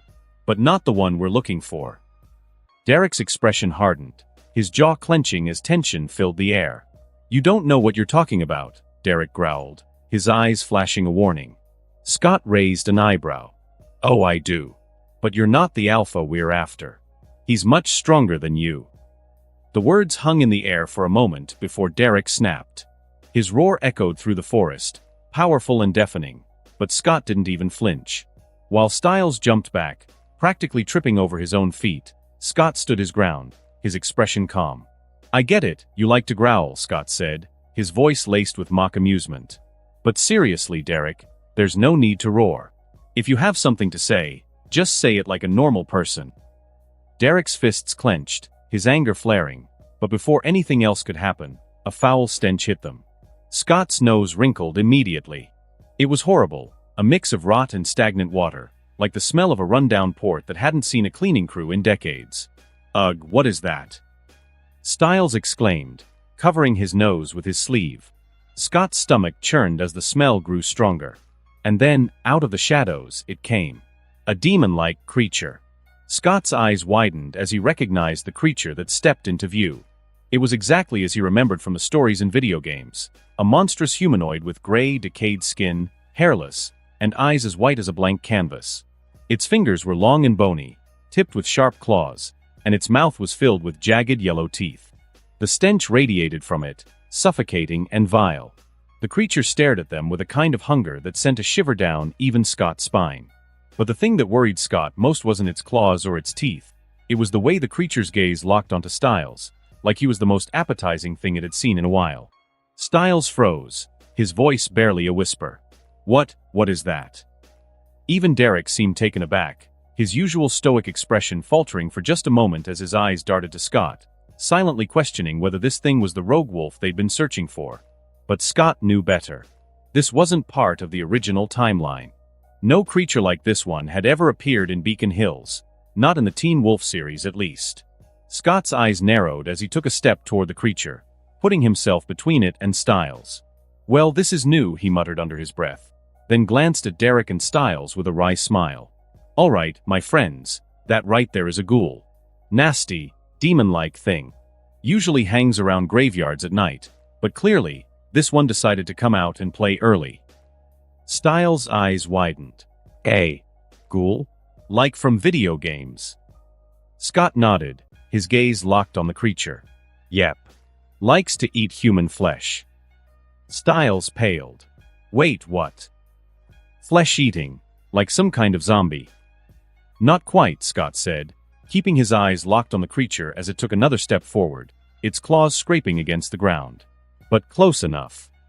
The ghoul let out a low guttural growl, the sound sending shivers down their spines. It crouched low, its greedy eyes fixed on Styles as it prepared to pounce. Scott's lips curled into a confident smirk. He dealt with monsters in games before, and now he was about to deal with one in real life. He cracked his knuckles, his body coiled with the readiness of a hunter. "Derek, don't interfere," he said, his voice steady. "Styles, stay back. I'm going to kill it." Before Derek could protest or Styles could freak out further, Scott's gaze sharpened, his wolf side beginning to surface. Scott's eyes gleamed as he stared at the ghoul before him. The creature snarled, its white eyes gleaming with hunger, its putrid stench filling the air. Scott could hear its low growls, the tension in its muscles as it prepared to lunge. Despite the looming danger, Scott wasn't scared. In fact, he felt a rush of excitement. His heart pounded with anticipation, not fear. This was his first real fight since coming to this world, and while he hadn't gone through his first full moon yet and couldn't fully shift, he had enough power to handle this. He was certain of it. His claws extended from his fingers, sharp, deadly weapons that glistened in the fading light. They felt foreign but familiar at the same time, like an old instinct waking up inside him. He flexed his hands, testing them, before turning his attention back to the ghoul. "All right, let's see what you've got," Scott muttered under his breath, a grin tugging at the corners of his lips. Behind him, Styles was practically glued to a tree, his face a mix of terror and disbelief. Scott? You sure you don't want Derek to help with this one?" His voice cracked slightly. Scott glanced over his shoulder, giving Styles a reassuring smile. "Relax, Styles. I've got this." Derek, on the other hand, wasn't as easy to dismiss. He stood a few feet away, arms crossed, his jaw clenched in frustration. He didn't like being told to stay out of a fight, especially one involving a monster. But Scott had insisted, and now Derek was watching, his eyes burning with disbelief and anger. "You're not ready for this, kid," Derek growled. "You don't even know how to fully shift yet." Scott shrugged, his eyes never leaving the ghoul, which was circling him like a predator. "Don't need to shift to handle this guy. He's not as tough as he looks." The ghoul let out a guttural snarl, then pounced. It moved with a speed that would have caught most people off guard, but Scott was already in motion. He ducked low, his wolf senses sharpening, and swiped his claws across the ghoul's side. The creature yelped, stumbling back, but its wounds began to heal almost instantly, the torn flesh knitting itself together with a sickening squelch. "Well, that's annoying," Scott muttered, though his grin only widened. The ghoul lunged again, swiping its razor-sharp claws at Scott's torso. He dodged most of the blows, but one caught him across the arm, drawing blood. The pain was sharp, but brief. Scott glanced at the wound as it began to close up almost as fast as the ghoul's had. The thrill of it all sent a jolt of adrenaline through him. This was it, his first real taste of what it meant to be a werewolf. His body was adapting, healing, and growing stronger with every second. "Okay, that's great," Scott said, marveling at the speed of his recovery. The ghoul roared in frustration and lunged again. This time, Scott didn't dodge. He met the creature head-on, their bodies clashing in a flurry of claws and teeth. The ghoul's claws scraped against Scott's chest, but he barely felt it. He was in control. He felt invincible. Scott's claws found their mark again and again, tearing through the ghoul's tough, gray skin. The creature staggered back, clearly hurt but still healing rapidly. Styles, who had been silent for most of the fight, suddenly found his voice. "Dude, you're totally kicking its ass. I mean, seriously, that thing's like some kind of death zombie, and you're just..." Styles paused, waving his hands wildly in the air, destroying it. Scott smirked, never taking his eyes off the ghoul. "It's not over yet, Styles." Derek watched the battle with narrowed eyes, his earlier anger slowly giving way to something else, surprise, maybe even respect. This kid, this Scott, wasn't just some amateur playing with powers he didn't understand. He was fighting with a confidence and skill that Derek hadn't expected. For someone who hadn't even gone through their first full moon, Scott was handling himself far better than most new werewolves would. In fact, Derek was starting to realize that Scott might actually be stronger than him. The thought made Derek uneasy. Scott, meanwhile, was having the time of his life. Every punch, every slash of his claws felt more natural. He moved with precision, adapting quickly to the ghoul's speed and strength. The ghoul wasn't as powerful as Scott, but it was fast, its healing ability making the fight last longer than it normally would. But Scott didn't mind. He was enjoying himself. With a sudden burst of speed, the ghoul lunged for Scott's throat, its jaws snapping inches away from his skin. Scott sidestepped and countered with a swipe of his claws across the ghoul's back, sending it crashing to the ground. The creature scrambled to its feet, but Scott was faster. He grabbed the ghoul by the neck and slammed it into the dirt with enough force to shake the ground. The ghoul writhed, trying to break free, but Scott held it down effortlessly. His grin widened. "I think I've had enough fun for one day." He raised his claws and with a swift, precise motion, plunged them into the ghoul's chest. The creature let out a final pitiful screech before going limp, its body dissolving into ash as Scott's claws tore through its heart. Silence fell over the clearing. Scott stood over the pile of ash that had once been the ghoul, breathing heavily but grinning like a kid who had just won his favorite video game. "That was awesome," Scott declared, his voice filled with excitement. Styles, who had been watching with wide eyes, finally relaxed, letting out a nervous laugh. "Dude, that was insane. You just killed that thing. Like it was nothing." Scott turned to him, still grinning. "Told you I had it under control." Derek, however, wasn't as enthusiastic. He stepped forward, his gaze hard, though there was an edge of wariness to it now. "You're stronger than I thought." Scott raised an eyebrow, clearly enjoying the compliment. "You sound surprised." Derek's eyes narrowed. "I am. You're not like any new werewolf I've seen before. You shouldn't be able to control your powers this well." Scott shrugged, his claws retracted back into his fingers.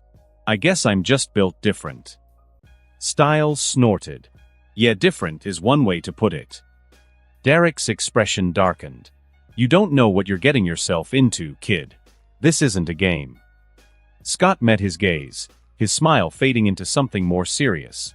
"I know exactly what I'm getting into, Derek. More than you think." For a moment, Derek stared at him, unsure what to make of this new, confident werewolf. He had expected some scared kid, barely able to handle the reality of being a werewolf. But this Scott, there was something off about him, something more. And Derek didn't know whether that was a good thing or not. But Scott didn't seem concerned. In fact, he looked like he was still riding the high of the fight. He glanced at Styles and Derek, his grin returning as the adrenaline still buzzed in his veins. "That was one of the most exciting things I've ever done. If this is what being a werewolf is like, I think I'm gonna enjoy it." Styles let out a relieved laugh, shaking his head. "You're nuts, man. But yeah, that was pretty cool." Scott turned back to the pile of ash, his smile fading slightly as he thought about what had just happened. The ghoul wasn't supposed to be here. This wasn't part of the Teen Wolf story he knew. Something was changing the timeline, and he was going to figure out what. But for now, he was just happy to have won his first real fight. Ash swirled in the air, still settling from the battle. Scott's chest heaved with the remnants of adrenaline, and he felt more alive than ever. But as the dust cleared and reality began to settle in, Derek's eyes, sharp and calculating, flicked from the remains of the ghoul back to Scott. "How do you know my name?" Derek's voice was low, suspicious. His tone made it clear he wasn't in the mood for games. There was an edge to him now, a defensiveness that had little to do with what just transpired and more to do with the wounds that time hadn't yet healed. Styles fidgeted next to Scott, shifting awkwardly before finally breaking the silence. I know about you because of, the fire. The one that killed your family." Styles hesitated, his voice softening.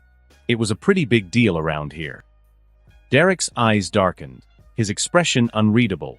The mention of the fire, the tragedy that had stolen nearly everything from him, was like reopening an old wound. He clenched his fists, but he didn't say anything. Scott, sensing the tension, stepped in. "I know about you because of the fire too," he said, his tone sincere. His gaze met Derek's, and for a brief moment, the bravado Scott usually wore so comfortably softened. "I'm really sorry about what happened to your family."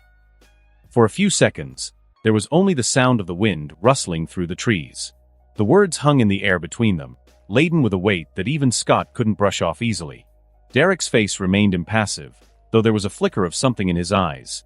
Grief, anger, perhaps even gratitude. But whatever it was, he swallowed it down quickly. The atmosphere felt thick with unspoken emotions, and Scott, never one to dwell in awkward silences, decided to change the subject. He glanced back at the pile of ash that was once the ghoul and raised an eyebrow at Derek. "Have you ever seen one of those before?" Scott asked, motioning toward the remains. Derek blinked, clearly relieved by the shift in conversation. "No," he admitted, his arms uncrossing as he relaxed slightly. I've never seen one, but I've heard stories. My mother told me about ghouls once. They're rare, but dangerous. They feed on human flesh, and their stench gives them away long before they attack. He glanced at the spot where the ghoul had stood, frowning. But I've never encountered one before today. Guess it's a good thing I was here then, huh? Scott quipped, flashing Derek a confident grin. Derek shot him a sharp look, but didn't respond. He was still wary of Scott, uncertain of this teenage werewolf who seemed to wield power beyond what he should have. Scott, sensing Derek's mistrust but not particularly bothered by it, clapped his hands together. Well, it's been fun, Derek. I'm sure we'll see each other around. Without waiting for a response, he turned and nodded toward Styles. Let's go, Styles. As they walked away, Styles glanced back at Derek, who was still watching them with narrowed eyes. He doesn't like us, does he? Scott shrugged, completely unconcerned. He'll come around. Styles raised an eyebrow. You sound pretty sure of that. I am, Scott replied, his tone full of that easy confidence he'd grown into since arriving in this world. Derek's tough, but he's not the enemy. We'll need him at some point. He just needs to learn that I'm not like the other werewolves he's met. Styles snorted. Yeah, no kidding. You're like a cheat code for this whole supernatural business. Scott grinned, but it faded slightly as his thoughts shifted. They were heading toward the clinic, but Scott's mind was already elsewhere, thinking about the future, about the dangers that lay ahead. He glanced at Styles, who was humming some tune under his breath, seemingly oblivious to the gravity of what was coming. Hey Styles, Scott said suddenly, his voice more serious than it had been all day. Styles stopped humming and looked over at him, frowning. What's up? Scott hesitated for a second, trying to find the right words. Things are going to get a lot scarier. I mean, what just happened with the ghoul? That's just the beginning. His voice grew more intense. There are going to be more monsters, more threats. And I'm not going to hold back. I'll do whatever it takes to protect the people I care about, even if it means killing. Styles blinked, taken aback by the sudden seriousness in Scott's voice. Killing, he repeated, his voice uncertain. You mean like, actually, yes. Scott's voice was firm, and there was no hesitation in his eyes. I won't hesitate to kill anyone who threatens my friends or family. You need to know what you're getting into by sticking with me. If you're not okay with that, I need to know now. For a moment, Styles said nothing. He stared at Scott, his expression unreadable. Then, in true Styles fashion, he broke the tension with a dramatic sigh, throwing his arms up in mock frustration. Wow. First, you turn into a badass werewolf, and now you're talking about killing people. And what? You think that just because you're a badass now, you're gonna dump me as your best friend? Scott blinked, surprised by Styles' response. What? No, that's not. But Styles wasn't done. He put on his best wounded expression, clutching his chest theatrically. Oh, I see how it is. You get all wolfy and tough, and suddenly, poor little human Styles isn't good enough anymore. Is that it? Scott couldn't help but burst out laughing at Styles' over-the-top dramatics. That's not what I'm saying, and you know it. Styles dropped the act and grinned. Yeah, I know. But you're not getting rid of me that easily, Scott. Friends till death, remember. Scott's laughter faded, and his expression grew serious again. Styles, I'm being serious. I need to know if you're okay with the fact that I might have to kill people. Bad people, sure. But still. Styles' grin softened into something more sincere. He met Scott's gaze, his tone more grounded now. Scott, as long as you're not out there murdering innocent people, I'm with you. We've been through too much for me to walk away now. So yeah, I'm okay with it. You protect the people you love, and I'll be there to help, however I can. Scott let out a breath he didn't realize he'd been holding. Relief washed over him. He had known Styles would understand, but hearing him say it out loud made all the difference. Thanks, Scott said quietly, his voice full of gratitude. I don't think I could do this without you. Styles grinned again, his usual cheeky confidence back in place. Obviously. Who else is going to keep your werewolf but in check? Scott chuckled, and for a moment, the heavy mood lifted. But then, as they neared the clinic, Scott's thoughts shifted back to the future. So about that bite, Scott said, glancing over at Styles. You still want it? Styles was silent for a moment, thinking. Then with a half smile he said, I'll take it. But not now.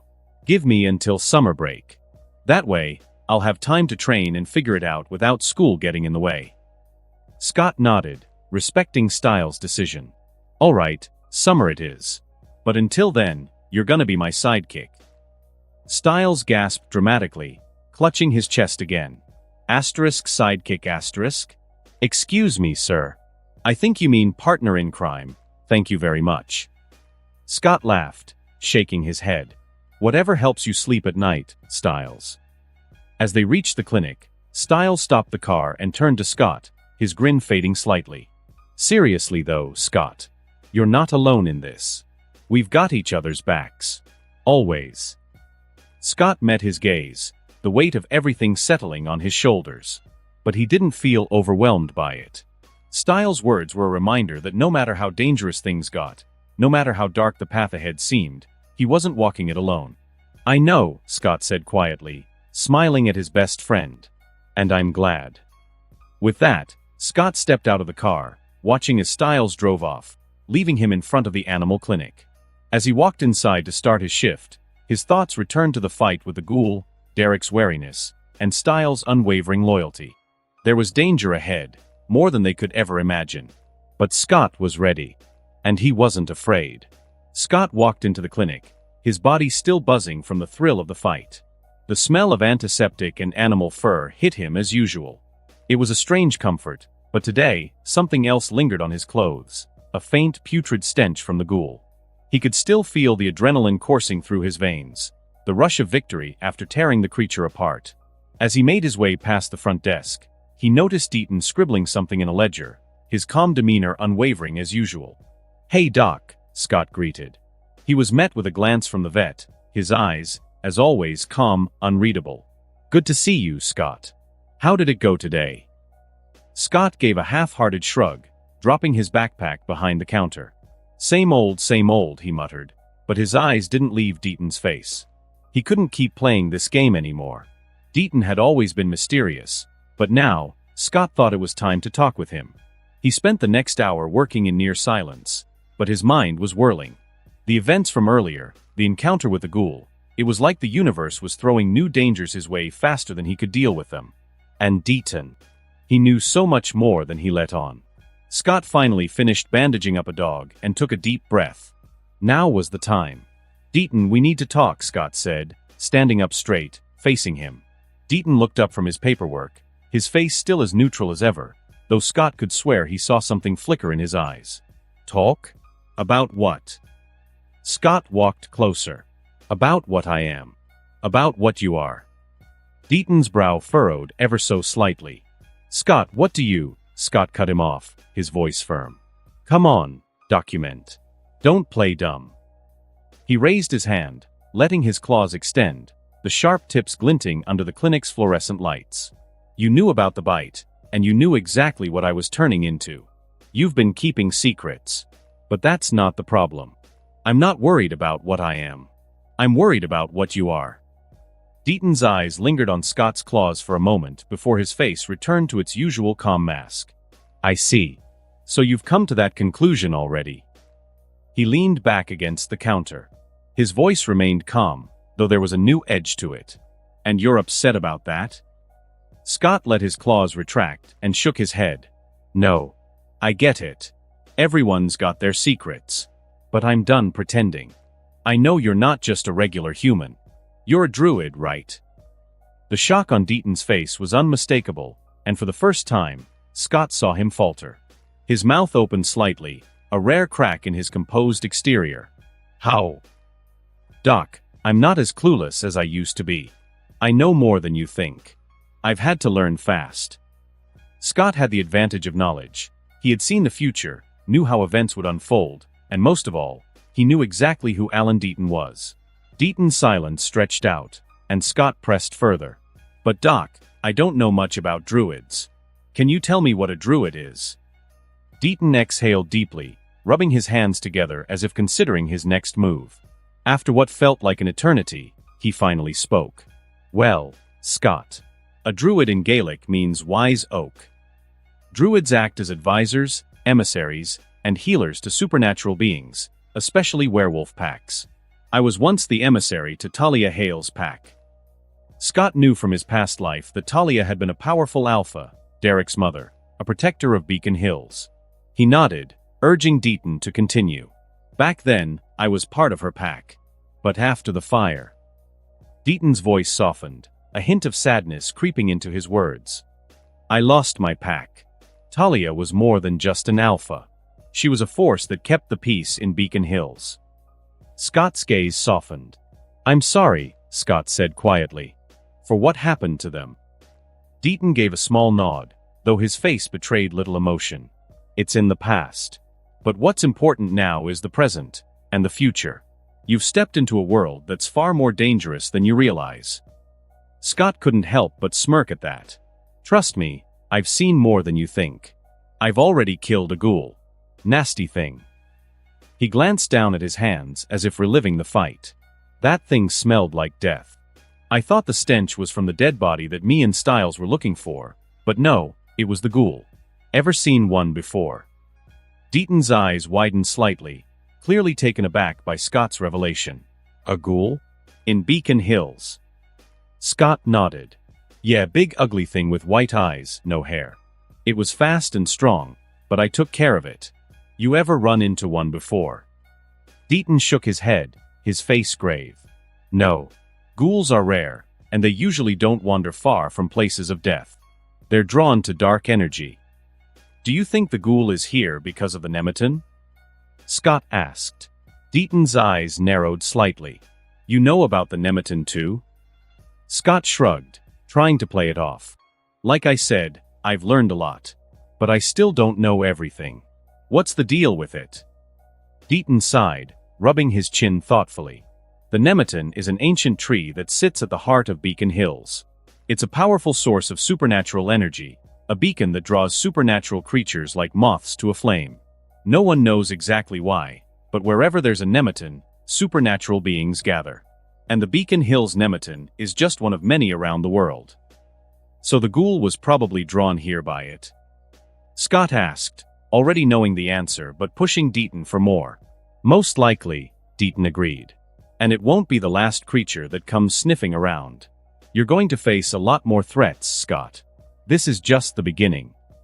Scott ran a hand through his hair, feeling the weight of Deaton's words. He had expected as much, but hearing it confirmed by someone with Deaton's experience made it feel more real. Then I need to protect my family. My mom, my friends. I can't let anything happen to them. Deaton nodded. There are ways to shield your home. Mountain ash is one of the most effective. It creates a barrier that most supernatural beings can't cross. Scott's eyes lit up with determination. Can we do that? Can you help me put a barrier around my house? Deaton smiled softly. Of course. Let's take care of it now. Relief washed over Scott. Deaton's knowledge would be invaluable in the battles to come. Together, they left the clinic, heading toward Deaton's car. As they drove toward Scott's house, Scott couldn't help but feel a sense of excitement. This world, with all its dangers and mysteries, was now his playground. And with the knowledge he carried from his past life, he would face every challenge head-on. As the car pulled up in front of his house, Scott looked at Deaton and grinned. Thanks, document. I knew I could count on you. Deaton returned the grin, though his eyes remained serious. Just remember, Scott, this is only the beginning. There's still a lot you don't know. Scott's grin widened. Then it's a good thing I learned fast.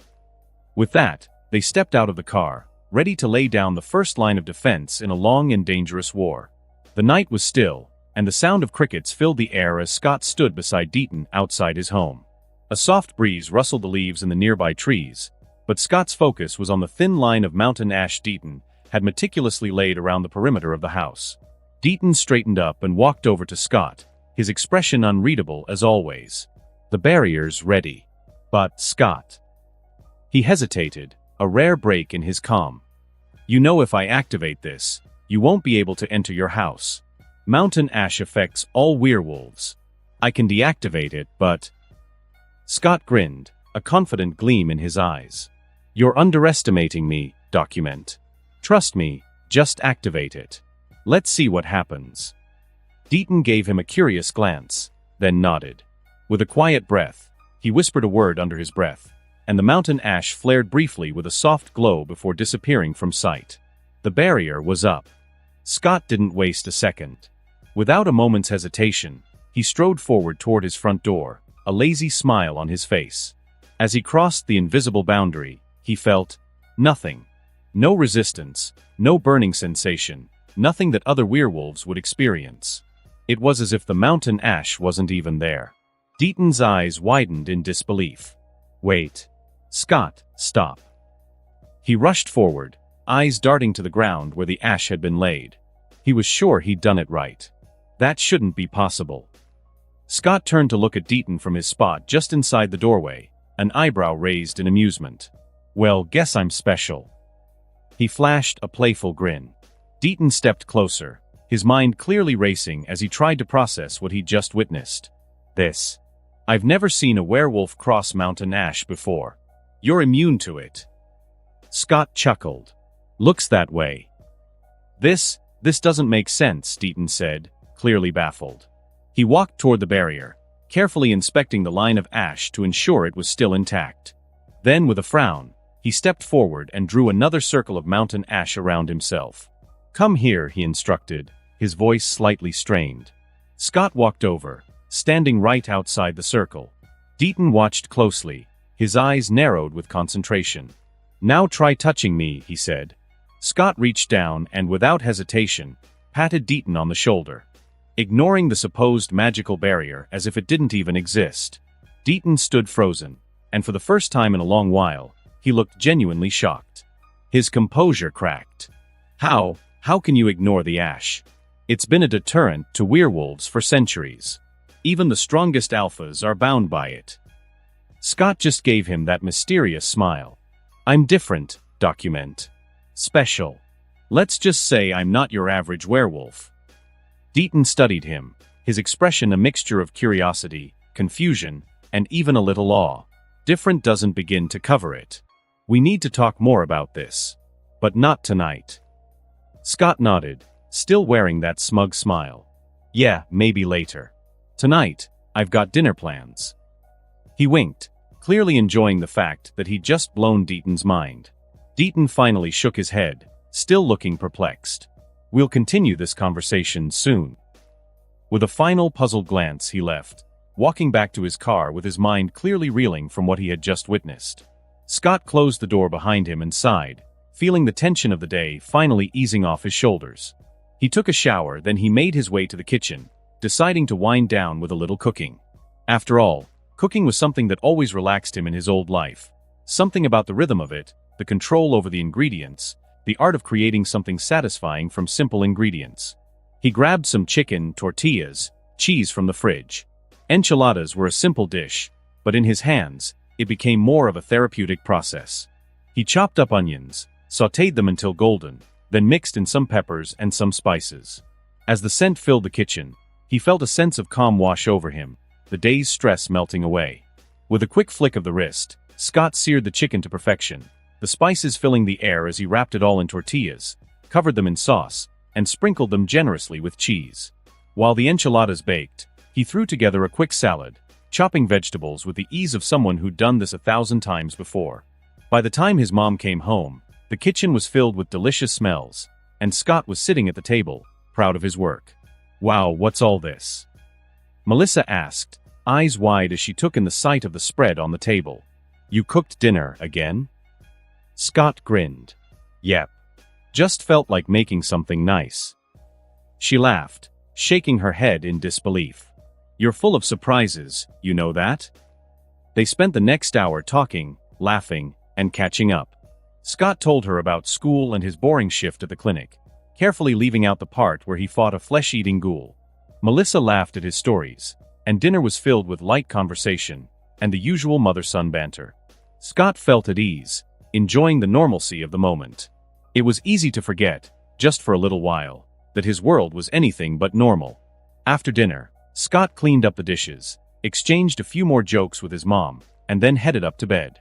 The house was quiet, peaceful, the mountain ash barrier giving him an extra sense of security. But that peace didn't last long.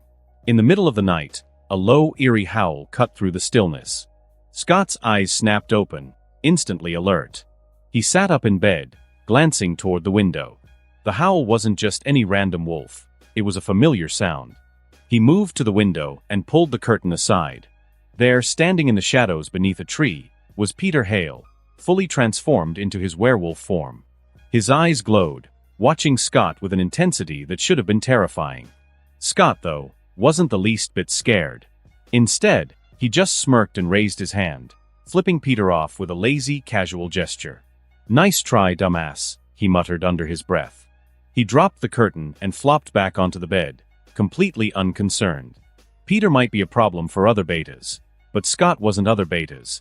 He wasn't even sure if he was a beta. Peter couldn't control him, and Scott wasn't about to let him think otherwise. As he lay back down, a mischievous grin spread across his face. The thrill of the day was still fresh in his mind, and as he drifted off to sleep, a goofy smile spread across his face. He dreamed of Allison dressed as a sexy Red Riding Hood, teasing him playfully. In his dream, she laughed and called him a big bad wolf, and he couldn't help but laugh along with her. Outside, Peter growled in frustration, his claws digging into the earth. He couldn't believe it. Scott had completely ignored him. No fear, no submission. He stalked closer to the house, ready to confront Scott, but as he neared the property line, something stopped him. The mountain ash barrier. Peter growled low in his throat, pacing angrily as he realized he couldn't get past it. He glanced back at the window, still fuming.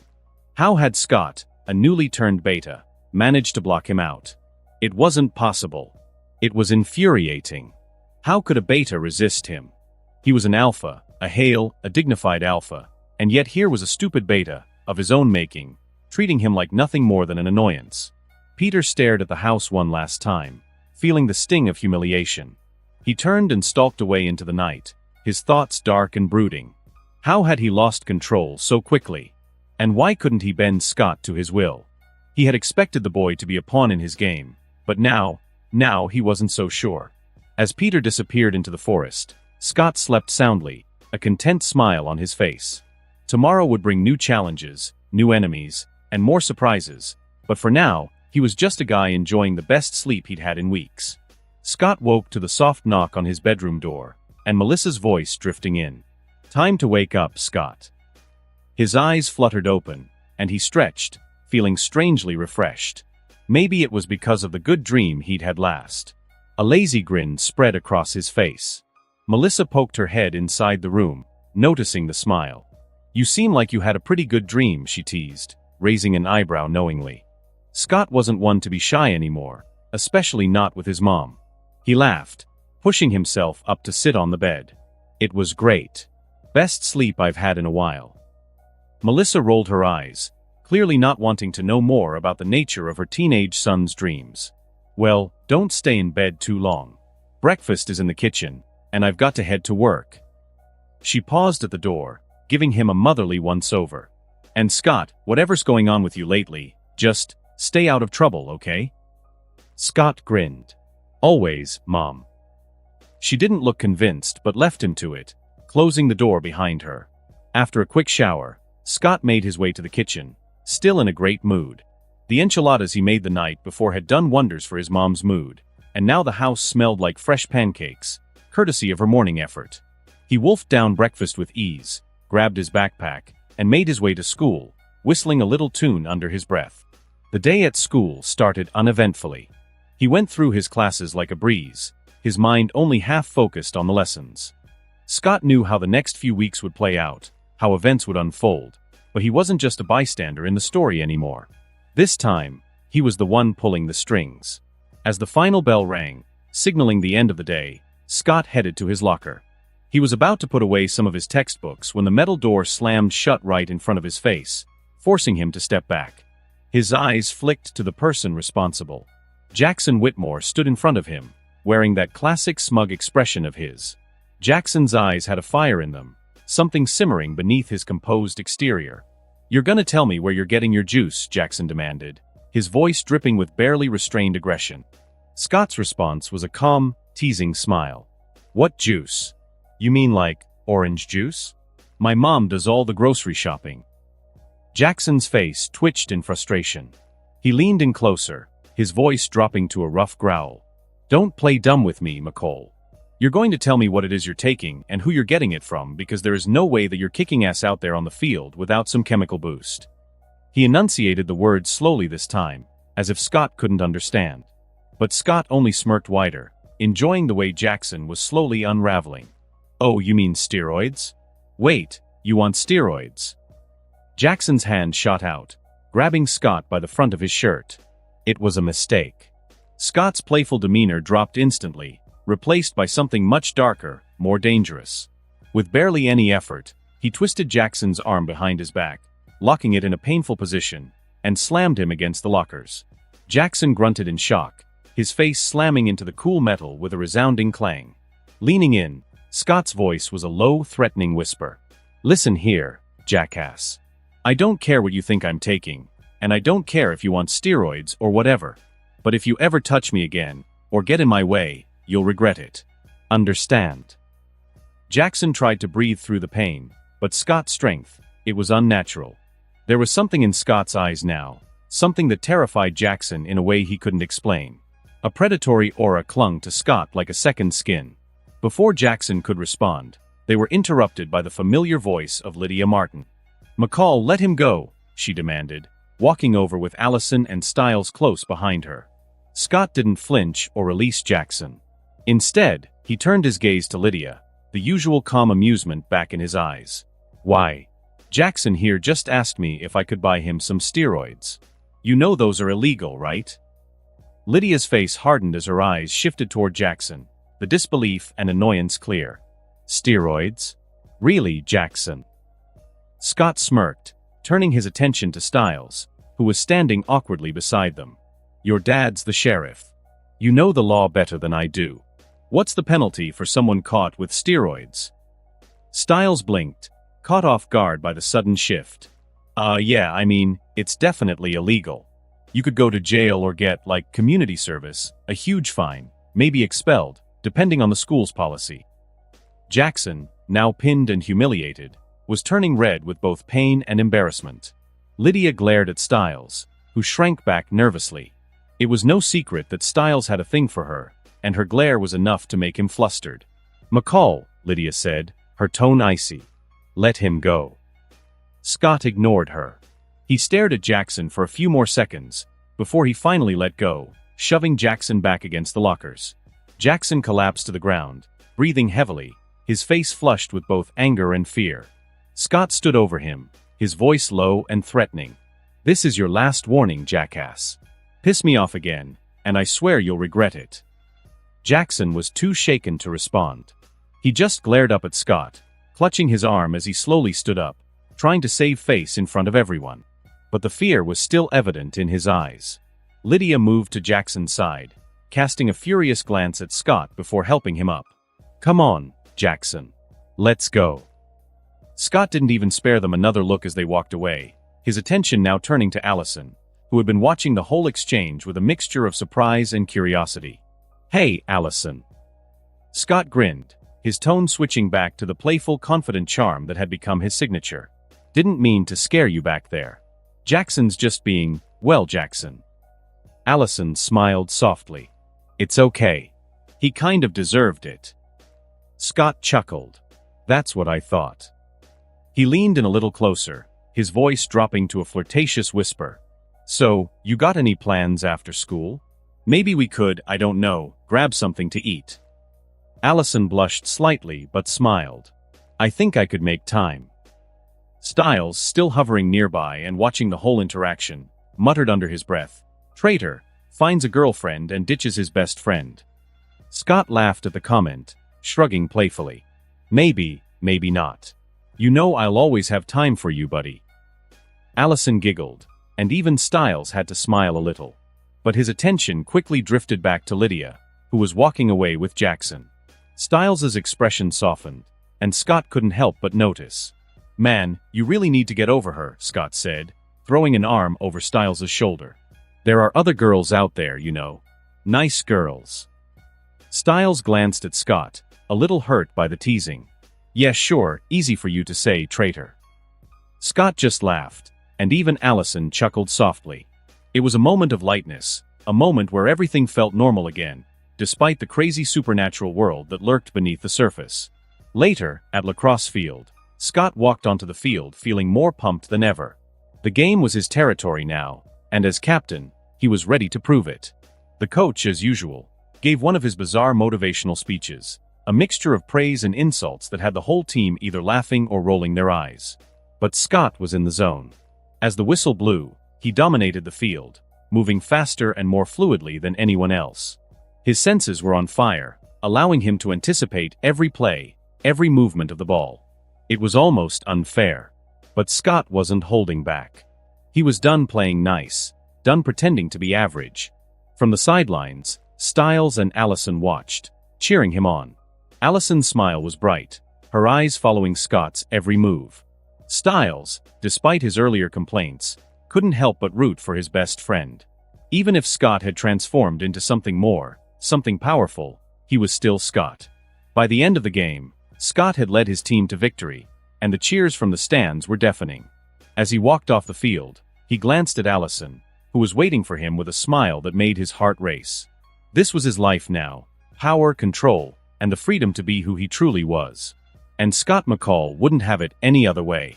Scott stood near the edge of the lacrosse field, still buzzing from the high of his team's victory. His eyes found Allison in the crowd. She waved at him, her smile bright and wide, but before Scott could make his way over to her, he saw a figure standing stiffly at the gate of the school. Chris Argent. The moment Allison noticed her father, her smile faltered. She gave Scott an apologetic look. "Sorry, I have to go," she said, stepping closer. "But remember, Sunday. You promised me a date." Scott grinned, hiding his irritation at Chris's inconvenient presence. "I won't forget. Sunday, I'll pick you up." A hint of playfulness in his tone, making Allison giggle softly. As she walked toward her father, Scott's eyes lingered on her retreating form. He could feel Chris's icy stare burning into him, but Scott wasn't bothered at all. When Allison disappeared into her father's car, Scott turned to find Styles waiting for him, leaning against his Jeep. "So, date with Allison on Sunday, huh?" Styles smirked, nudging Scott as they both climbed into the vehicle. "Look at you, Mr. Smooth." As they drove off, the evening sun casting an orange glow over the streets, Scott pulled out his phone and called Deaton. "Hey Doc, just wanted to let you know I won't be coming to the clinic tonight," Scott said casually, watching the trees blur past as Styles drove. "Because of the full moon." Deaton's voice came through the phone, cautious yet curious. "Are you sure you don't need help? This is your first shift, Scott. It can be overwhelming." Scott leaned back in the passenger seat. "I've got everything under control, trust me." There was a brief pause on the other end of the line. "Just be careful, Scott. Don't lose control." Scott's lips curled into a smirk. "Don't worry. I won't."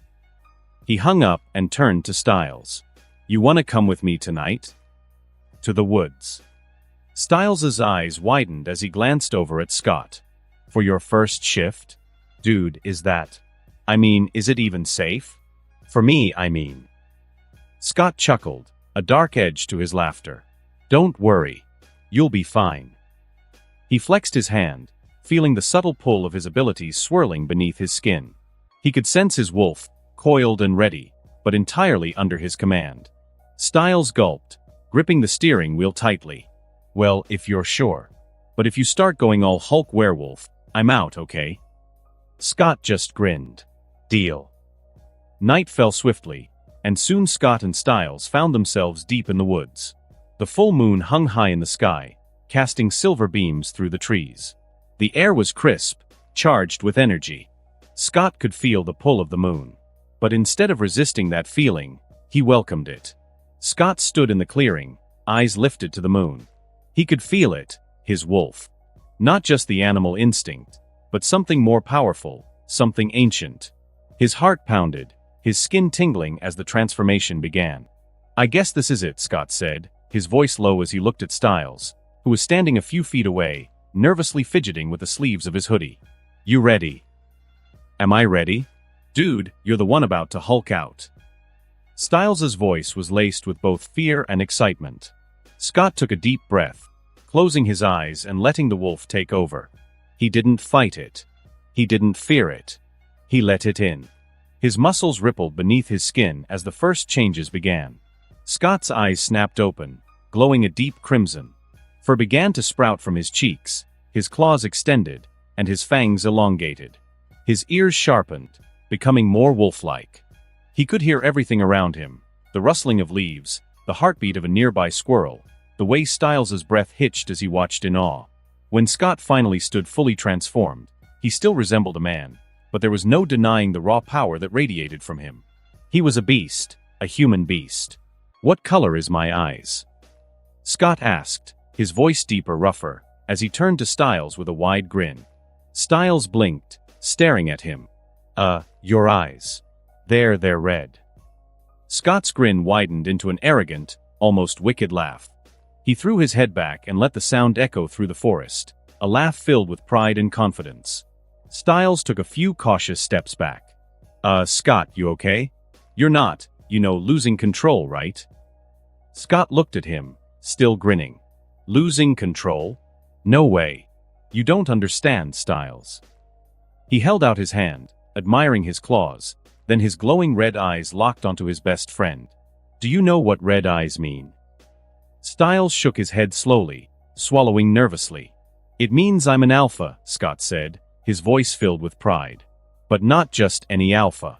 There are two kinds of alphas, Styles. The ones like the guy who bit me. They kill an alpha and steal their power to become one. And then there's the rarest kind, true alpha's star. They don't need to kill an alpha to become one.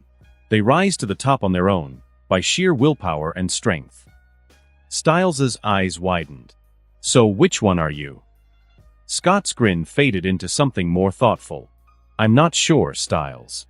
I tried to shift before the full moon, but I could only use my claws, so before today I didn't know what color my eyes were. And as far as I know, a true alpha is a beta that rises in status and becomes an alpha due to his own willpower and strength. But because I'm awesome, I skipped the whole beta thing, so probably I'm a true alpha, I think. Or I'm something else. Something different. I don't know, Styles. Perhaps a born alpha." Styles stared at him, his mind racing. "A born alpha? Is that a thing?" Scott shrugged. "Well, what matters is that I'm an alpha." His grin returned, more feral this time. "And I'm not done yet." With a deep growl, Scott tapped further into his wolf side. He pushed past the human beast form, reaching for something deeper, something primal. His body began to shift again, muscles expanding, bones cracking and elongating. His form grew taller, more menacing. Styles watched in horror as Scott's body twisted and changed, growing larger by the second. Fur covered his entire form now, thick black fur that shimmered under the moonlight. His face elongated into a wolf's snout, fangs gleaming as they protruded from his jaws. His hands transformed into massive clawed paws, and his legs bent into digitigrade limbs, giving him the appearance of a true predator. By the time the transformation was complete, Scott stood over 2.5 meters tall, a towering beast of muscle and fur. His tail swished behind him, and his glowing red eyes locked onto Styles, who was now staring up at the monster that had once been his best friend. Scott flexed his new form, feeling the sheer power coursing through him. He felt invincible, untouchable. His senses were heightened beyond anything he'd ever experienced. Every sound, every smell, every movement around him was crystal clear. But more than that, Scott felt in control. This was no mindless beast. He was the one in charge, the one calling the shots. And it felt amazing. Styles, on the other hand, was pale, frozen in place as he stared at Scott. Scott? Buddy? You still in there?" Scott's massive head tilted down, eyes glowing ominously as he looked at Styles. A low growl rumbled from his throat, sending chills down Styles's spine. The sheer size and ferocity of the werewolf towering over him made Styles freeze in place. Without warning, Scott lunged. In an instant, Scott was in front of Styles, moving faster than he could blink. He grabbed Styles like he weighed nothing, lifting him off the ground effortlessly. Styles's heart raced, panic gripping him as Scott opened his monstrous mouth wide. revealing sharp, terrifying fangs. "Scott, wait, no. Scott!" Styles screamed, his voice cracking in pure terror. His body went rigid as he shut his eyes tightly, bracing for what he thought was the end. His mind raced, certain that his best friend was about to tear him apart. Then, something wet and sloppy hit his face. Styles hesitated, confusion breaking through the fear. Slowly, he opened one eye to find Scott, now a giant wolf monster, grinning at him. And as if that wasn't strange enough, Scott licked him again, this time drenching Styles in saliva from his hair down to his shirt. "What the?" Styles muttered, blinking in disbelief. It dawned on him that Scott had been messing with him this entire time. Scott, the massive, powerful werewolf, had just licked him like some oversized dog. Before Styles could process his shock, Scott gave him another wet lick, and then another, soaking him thoroughly. "Scott! Stop! This is disgusting!" Styles shouted, wriggling as he tried to escape Scott's grip. But it was no use. Scott was having too much fun. Finally, Scott dropped him, and Styles landed on the ground with a thud, looking like a drenched, bewildered chicken. He struggled to get back on his feet, wiping wolf slobber from his face. "I can't believe you just," Styles started, but the words were lost as he glared up at Scott's mischievous grin. "Oh, you are so dead." Without missing a beat, Styles jumped up and started chasing after his werewolf friend, trying to hit him in revenge. But Scott, still in his massive form, dodged effortlessly. He ran through the trees, laughing. "Tonight, McCall, I'm gonna skin you and use your wolf hide as a rug," Styles shouted, his voice trailing after the sprinting werewolf. Scott's laughter echoed through the woods as he kept just out of reach, letting the moonlight bathe him in its glow. He felt free, wild, invincible, and completely in control. The moon was still high in the night sky, casting its pale glow over the Beacon Hills Preserve as Styles finally stopped running, panting heavily, hands on his knees. His breath came in ragged gasps, and his heart was still racing from the chase. Scott, still in his towering werewolf form, came to a halt a few paces ahead, the amusement in his glowing red eyes clear as day. "That was funny," Scott rumbled, his voice deep and resonant in his transformed state. Styles, still catching his breath, shot Scott a glare. "That was disgusting," he gasped, wiping some of the residual wolf drool from his face. "And I thought I was dead. I almost peed myself." Scott's wolfish grin grew wider, revealing rows of sharp teeth. "Don't you like pranks?" His tone was teasing, still dripping with amusement. "Pranks? That wasn't a prank, dude. That was attempted murder by heart attack," Styles exclaimed, but then he paused, a smirk creeping across his face. "But I gotta admit, that was a great prank." Scott let out a low growling laugh, which sounded both strange and oddly natural coming from his werewolf form. He shifted his weight, standing more upright as the two of them shared the moment. They stood in the cool night air for a moment, just catching their breath. Styles, now feeling more relaxed, looked up at Scott's massive wolfish form and shook his head in disbelief. "You know, I've always wondered what it would be like to have a werewolf as my best friend. But this is next-level insanity, man." Scott grinned wider. "You get used to it," he said, his voice still rough with the primal growl of his wolf form. "But I think I can go further. There's something else, something more inside me." Styles's eyebrows shot up. "Further? Dude, are you sure that's a good idea? Like, I'm all for science experiments and stuff, but maybe not on the night of the full moon in the middle of the creepy woods." Scott's glowing red eyes flickered with confidence. "Trust me, Styles. I've got this." His voice was steady, full of certainty, and in that moment, Styles couldn't help but believe him. Styles threw his hands up in mock surrender. "Fine, fine. Just, whatever you turn into next, please don't scare me again. I barely survived your first prank without needing a hospital visit." Scott's laughter came out in a rumbling growl as he turned his attention inward. He closed his eyes, centering himself, feeling for the primal force deep within his chest. There was something else in him, something even more powerful, more ancient, than the werewolf he had become. For a few moments, the air around them seemed to grow still, as if the forest itself was holding its breath. Styles watched nervously as Scott's body began to shift and contort again, his human werewolf hybrid form changing. His fur thickened, black as the night sky, and his limbs grew longer, his frame stretching and expanding until he towered over Styles. The transformation was slower this time, more deliberate, as Scott embraced the raw power flowing through him. His body expanded, becoming larger, more monstrous, but not in a grotesque way. The wolf he was becoming was majestic, a creature of pure, untamed strength. His snout elongated, sharp teeth gleaming in the moonlight. His fur grew thicker, forming a powerful mane around his neck, and his eyes burned with a primal, glowing intensity. When the transformation was complete, Scott stood before Styles, a giant black wolf, bigger than a horse, his body rippling with muscle and power. His thick fur shimmered under the moonlight, and his presence exuded dominance and control. Styles's mouth hung open, his eyes wide in shock. But this time, he wasn't afraid. "How do I look?" Scott's deep, guttural voice rumbled from his lupin throat, though it was still unmistakably his. Styles blinked, taking a moment to process what he was seeing. He wasn't sure whether to be terrified or impressed. Finally, he shook his head in amazement. "Dude, you look majestic. Like something out of a fantasy movie. A real alpha wolf." Scott's beastly form seemed to nod, acknowledging the compliment. For a moment, he simply reveled in the feeling of his new form. It felt natural, powerful. He moved back and forth, testing his body, feeling the strength coursing through his limbs. This was more than he'd ever expected, more than he'd ever hoped to become. Satisfied with his exploration of this new form, Scott began to focus on returning to his human shape. It took a bit of concentration, but within moments, his body began to shrink back, the black fur receding, muscles retracting, bones shifting and cracking.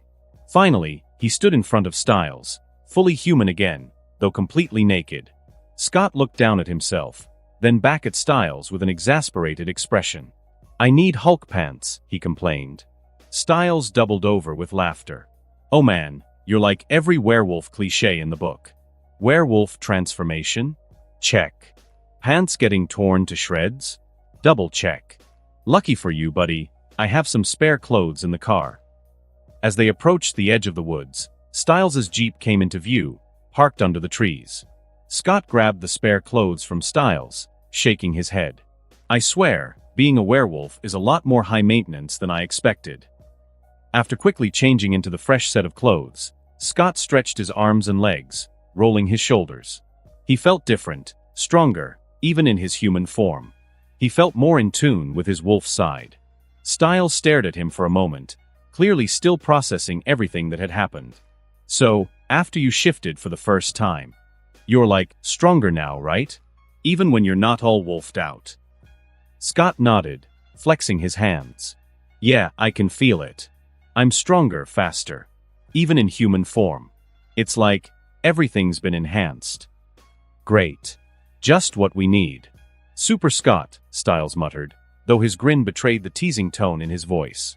Scott clapped him on the shoulder, chuckling. "Come on, let's head home." Styles looked at Scott with an exaggerated expression of exhaustion. "Next time, warn me if you're gonna turn into a giant wolf and prank me to death, okay?" Scott grinned, his mischievous glint returning. "No promises." Styles groaned dramatically. "I'm serious though, dude. That whole prank thing? Never again. Never. Got it." Scott chuckled as they both climbed into the car. Yeah. But you gotta admit, you'll never forget tonight." Styles grinned as he started the engine. "You're right about that. This is going straight into the history books of Styles and Scott." As they drove toward Scott's house, the night felt calmer, more settled.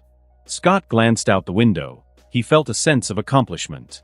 He was growing into his powers, understanding more about what he could do. Styles dropped Scott off at home, both of them sharing a knowing smile about the night's events. The full moon had passed, and with it, another step in Scott's journey toward mastering his powers. Sunday morning arrived, the day Scott had been looking forward to all week, his first official date with Allison. He could feel the excitement bubbling in his chest, and it showed on his face. As he moved around the house, there was a noticeable bounce in his step. Melissa, catching on to his unusually good mood, raised an eyebrow at him as he passed by the kitchen. "You look excited today. What's going on?" she asked, her voice carrying a note of amusement. Scott, not one to shy away from his mom, shot her a playful smirk. I've got a date. Melissa blinked, her face lighting up with surprise. A date? She repeated, clearly amused. She crossed her arms, leaning against the counter with a mock-serious look. Who are you, and where is my cute, shy little dork? Scott groaned, rolling his eyes. Really, Mom? A dork? You're calling me a dork. Melissa couldn't help but laugh at her son's annoyance. The easy banter between them was one of Scott's favorite parts of the morning. Yes, you were my little dork. But now, she said, pouting and casting a fake sad look at him, you seem to have grown up overnight. Thanks for the reminder, Mom, Scott replied sarcastically, though the smile never left his face. After a moment of comfortable silence, Melissa's tone softened, and she gave him a warm smile. Don't do anything I wouldn't do, Scott. Scott grinned mischievously and leaned in, giving her a playful look. I don't know, Mom. What did you do on your first date? You look like the wild type when you were young. Melissa's eyes gleamed with mischief. She wasn't going to let him off easy. Oh, those were some good memories. I could tell you, she started, trailing off as she made a show of reminiscing. Scott's face paled, and he immediately regretted teasing her. Stop, stop, stop. I don't want to know. But Melissa wasn't done. You sure? I was the popular girl at school back then. And the boys, she began, her voice dripping with amusement. Scott jumped up, frantically waving his hands. Mom, please. I don't need to hear this. He shoved his fingers in his ears and started singing loudly to drown out her words. Melissa burst into laughter, clutching her stomach. She had won this round, and the sight of Scott's embarrassed face made her laugh even harder. Okay. I'll stop, she said between giggles. But seriously, have fun. Just don't give me a reason to lecture you later, all right? Before Scott could respond, a car pulled up outside their house. A knock on the door quickly followed, and when Scott opened it, his eyes widened in surprise. Parked outside was a sleek black 1969 Chevrolet Camaro Z28, polished to perfection. His dad had sent him the car, and he deeply appreciated. Whoa, Scott whispered, taking in the sight of the car. He rushed outside to inspect it, his heart racing with excitement. Melissa appeared behind him, her arms crossed as she leaned against the doorframe, watching with an amused smile. Looks like someone's a bit excited, she teased. Scott shot her a grin as he ran his fingers along the smooth surface of the car. After inspecting every inch, he grabbed his phone and immediately called his father, thanking him for the incredible gift. Their conversation was short, but it was good. Take good care of it, Melissa warned as Scott ended the call. And be careful when you're driving. Scott nodded, his smile not fading for a second. After taking a shower, he dressed in casual but stylish clothes. Dark jeans that hugged his legs comfortably, a fitted navy blue shirt that emphasized his lean but muscular build, and a black leather jacket that added a touch of cool to the look. He topped it off with a pair of sneakers that were perfect for a casual date but still stylish enough to impress. He glanced at himself in the mirror, satisfied with his appearance. All right, he muttered, running a hand through his hair to give it a final tousle. Time to go. Arriving at Allison's house, Scott parked the Camaro in the driveway and walked up to the front door. Before he could knock, the door swung open, revealing none other than Chris Argent. The man stood tall and intimidating, his gaze sharp as he looked Scott up and down. What do you want, kid? Chris growled, clearly not in the mood for pleasantries. Scott, unfazed, met his gaze with confidence. I'm here to pick up Allison. We've got a date. The tension between them was palpable, but Scott wasn't intimidated. Not one bit. He knew exactly who Chris Argent was and what he was capable of, but that didn't mean Scott would back down. Just as Chris was about to say something else, Allison appeared behind him, shooting her father a glare before tugging Scott away by the arm. Dad, stop. We're just going out. Chris's jaw clenched, but before he could protest, Scott waved at him with a smug grin. Don't worry, Mr. Argent. I'll have her home safe. Allison dragged Scott to the car, her eyes lighting up when she saw the Camaro. Wow, Scott. This car is amazing, she said, running her hands along the hood. Scott chuckled, opening the passenger door for her. Glad you like it. It's a gift from my cheap dad. As they drove off, Scott glanced in the rearview mirror and caught sight of Chris Argent standing in the doorway, glaring at him with murder in his eyes. Scott couldn't help but give him a cheeky wave goodbye, causing Allison to giggle beside him. The day was perfect. Scott took Allison to a quaint little cafe for lunch, where they shared laughs and stories over coffee and pastries. The conversation flowed effortlessly between them, with Scott's humor and confidence shining through as he made Allison laugh constantly. There were moments when their hands brushed against each other, sending electric sparks through both of them. After lunch, they took a walk through the park, enjoying the crisp autumn air and the sight of the changing leaves. Scott took the opportunity to hold her hand, and Allison, blushing but smiling, didn't pull away. In the evening, Scott took her to the movies, where they sat side by side in the dark theater, their shoulders occasionally brushing. Scott couldn't help but feel how right everything felt. It wasn't just the date, it was the connection he was building with Allison, something genuine and deep. As he gently put his arm around her shoulder, she looked up at him with a spark in her eyes that ignited his heart. With a shared breath of anticipation, their lips met softly for their first kiss, a sweet promise of the beautiful future yet to come. As the movie ended and the credits rolled, Scott walked her back to the Camaro, the night's chill wrapping around them. He drove her back to her house, parking the car in the driveway. Standing in front of her door, Scott turned to her, his eyes softening. "You were gorgeous tonight," he said softly. Allison's cheeks flushed a deep red, and before she could respond, Scott leaned in and kissed her. It was a slow kiss, filled with warmth and affection. Allison pulled back slightly, her face redder than ever, and with a shy smile, she darted into the house. Scott chuckled softly, turning to head back to his car, but not before catching sight of Chris Argent standing at the window, glaring daggers at him. With a playful grin, Scott waved innocently. "Brought her back safe and sound, Mr. Argent. Nothing to worry about." Chris's eyes narrowed dangerously, but Scott just shrugged and got back into his Camaro, driving off into the night with a satisfied smirk on his face. It had been over 2 weeks since Scott and Allison's first date, and now they were officially a couple. The days passed in a blur. Scott felt a sense of normalcy creeping into his life, despite the chaos swirling beneath the surface. Styles was sprawled out on Scott's couch, lazily flipping through channels on the TV, while Scott leaned against the kitchen counter, sipping on a soda. The lazy Sunday morning stretched ahead of them, and the boredom was already creeping in. "Yo dude, what are we doing today?" Styles asked, his voice loud as he abandoned the remote and turned to face Scott, a hint of anticipation in his eyes. Scott smirked, the gears in his mind already turning. "I was thinking, we head out to the woods. Maybe we'll find something strange, like that ghoul we ran into the other night." Styles perked up, then immediately widened his eyes in mock horror. "Yeah, sounds like a brilliant idea. But you have to protect me. I mean, last time, it was a ghoul. What if we find something freakier?" Scott raised an eyebrow. Styles sat up on the couch and gave Scott a ridiculous puppy-eyes look. Scott shuddered in disgust. "Don't you ever give me that look again," he said, shaking his head as he tossed a pillow at Styles. "That's creepy, dude." Styles chuckled, rubbing the back of his head where the pillow had landed. "Hey man, you can't blame a guy for trying to pull some sympathy points. Besides, I am delicate, you know." Scott chuckled, rolling his eyes as he walked over to grab his jacket. Yeah, let's go." A short while later, the two of them hopped into Styles' old Jeep and drove toward the Beacon Hills Preserve. The familiar trees and winding paths of the reserve passed by them as they went deeper into the woods, the sunlight dappling the ground beneath them. As the wind whipped through the open windows of the Jeep, Scott felt the tension in his body ease. The woods had always given him a sense of peace, though now it was tinged with an ever-present awareness of the lurking danger.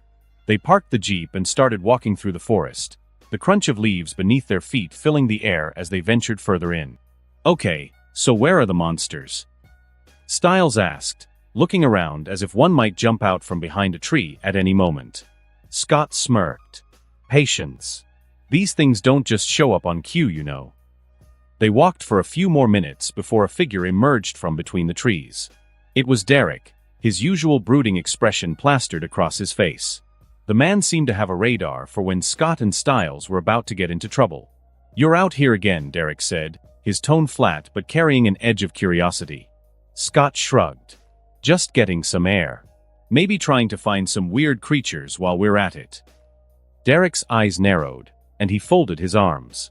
"You're still looking for the alpha, aren't you?" Scott knew he had to play dumb. Sure, he already knew who the Alpha was and where to find him, but what fun was there in spoiling the surprise? He grinned mischievously. We've had a run-in with him, actually. He came to my house a few weeks ago. Didn't do anything, just watched. Derek's gaze hardened. The Alpha wants to control you, Scott. But Scott just shook his head, his grin never fading. He can try. But don't worry. He can't control me. Before Derek could respond, there was the faint sound of footsteps in the distance. Derek's ears perked up, and his expression darkened. Hunters, he muttered. Run. Scott chuckled, waving off Derek's concern. You run. They don't know I'm a werewolf. I'm not going anywhere. Derek hesitated, but there was no persuading Scott. The older werewolf shot one last look before disappearing into the woods. Stiles watched him go, then turned to Scott, his eyebrows raised. So what's the plan, fearless leader? Scott was about to respond when a group of armed men emerged from the trees. Chris Argent led them, his eyes scanning the area until they landed on Scott and Stiles. 8 hunters in total, armed with rifles, bows, and a variety of other weapons, spread out behind him. Chris narrowed his eyes. What are you doing out here, Scott? Scott gave him a wide, innocent grin. Hey, Uncle Chris. Me and Stiles are just out for a stroll, you know. Enjoying nature.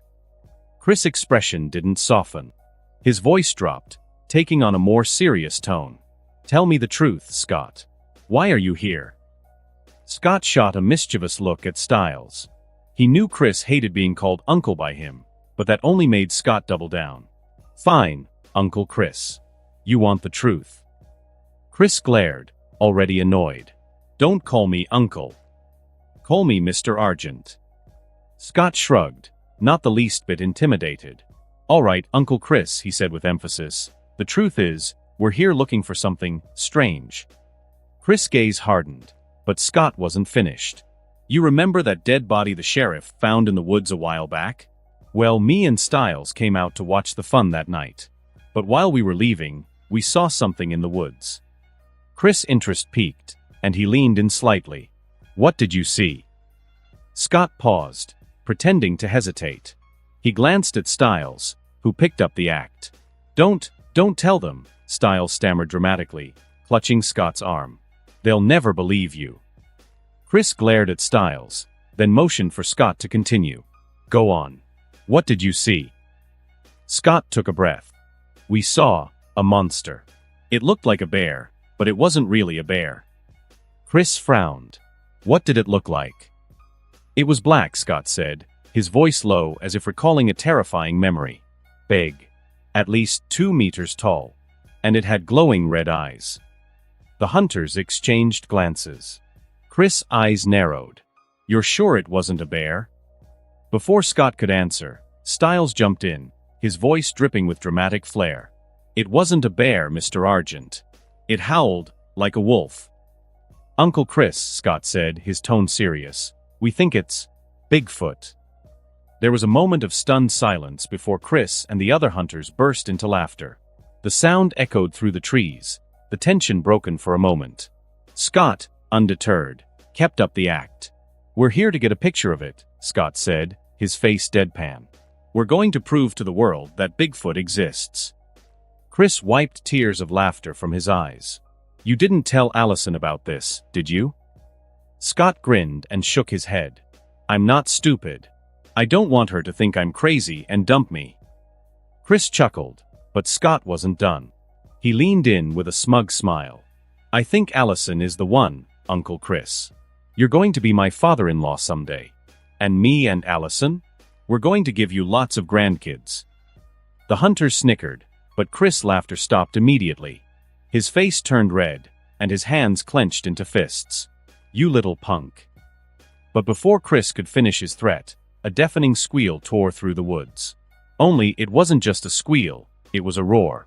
The ground seemed to shake beneath their feet as something massive charged through the trees. A colossal wild boar, bigger than a horse, burst into view. Its tusks gleamed like daggers, its eyes glowing red with an unnatural hunger. Its thick, muscular body rippled with strength, and its mouth was filled with sharp, jagged teeth that dripped with saliva. Scott's instincts flared. He wanted to fight it, needed to fight it, but with Chris and the hunters here, he didn't want to expose himself, not yet at least. He grabbed Styles by the arm and yanked him to the side, pulling him to safety. They watched as the hunters prepared for battle, weapons at the ready. Chris barked orders, his face grim as the massive beast charged at them, its hooves pounding the earth. Scott and Styles ducked behind a tree, watching the scene unfold. Scott's eyes narrowed, his body tense, ready to jump in to save Chris if things went south. As the boar barreled toward them, Scott whispered under his breath, "Let's see what you've got, Uncle Chris." The battle was about to begin. The tension in the air was palpable as Chris Argent and his hunters prepared for battle against the massive boar. Chris, ever the strategist, quickly assessed the situation. His voice rang out over the clearing, calm but authoritative. "It can't make sharp turns.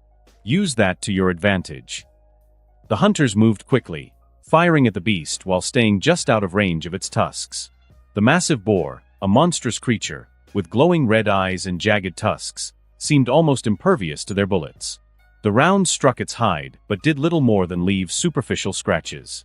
Its thick, armored skin deflected most of the damage, and it was only a matter of time before the tide of battle shifted. The creature charged relentlessly, slamming into trees, uprooting shrubs, and leaving a trail of destruction in its wake. For every missed swipe, the boar would quickly recover, charging again with terrifying speed. It moved faster than anything so large should be able to, and within minutes, the hunters began to falter. With a mighty charge, the boar gored one of the hunters, tossing him aside like a rag doll. The man's body landed with a sickening thud, motionless. Blood sprayed the ground. Another hunter screamed as the beast's tusk pierced his side, leaving him barely clinging to life. Chris cursed under his breath, realizing they were outmatched. "Fall back," he barked, but the boar continued its relentless pursuit. The other hunters tried to hold their ground, but their weapons were proving useless. 2 more men were down, one dead and the other grievously wounded.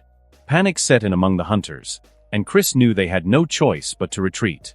"Smoke bombs!" Chris shouted to the remaining hunters. The men quickly tossed small canisters, and a thick cloud of smoke erupted between them and the boar. The creature, blinded and disoriented, reared back on its hind legs and let out a furious roar, giving Chris and the others just enough time to grab the bodies of their fallen comrades and flee. From his hiding spot, Scott watched as the hunters retreated, his sharp senses following Chris's every movement as they disappeared into the treeline. He could see the frustration etched on Chris's face as he glanced back, searching for Scott and Styles. Scott smirked to himself. Chris had no idea he was still there, ready to finish what the hunters could not. "Stay here, Styles," Scott said, his tone confident and serious as he looked back at his best friend, who was crouching behind a tree, peeking out cautiously. Styles gave him a mock salute, still trying to shake off the nerves from the encounter. "You got this, right?" he asked, his voice shaky but trusting. "Of course," Scott replied, already moving toward the tree line. He ducked behind a large oak and began removing his clothes. His muscles rippled with power, his heart rate slowing as he prepared for what was to come. Scott closed his eyes, reaching deep within himself and letting his wolf side take over. It was becoming second nature to him now. His body expanded, his muscles bulging as thick black fur covered his skin. His fangs grew longer, his claws sharper, and within moments, he stood towering at 2.5 meters tall, a hulking werewolf with terrifying strength. He handed his clothes to Styles, who had quietly come closer to watch. "Hold these," Scott growled in his deep, monstrous voice. Styles took the bundle of clothes without a word, his eyes wide but no longer filled with fear. He had seen Scott transform enough times now to know his best friend had it under control. Scott turned toward the clearing where the boar was regaining its sight, still disoriented from the smoke bombs. The boar's glowing red eyes locked onto Scott, sensing his powerful aura. The creature let out a low, guttural growl, its primal instincts telling it to flee, but it was too late. In a single, fluid motion, Scott pounced. The boar let out a furious squeal and tried to run, but Scott was too fast. He was upon it in an instant, slamming his claws into its side, sending it crashing into the ground.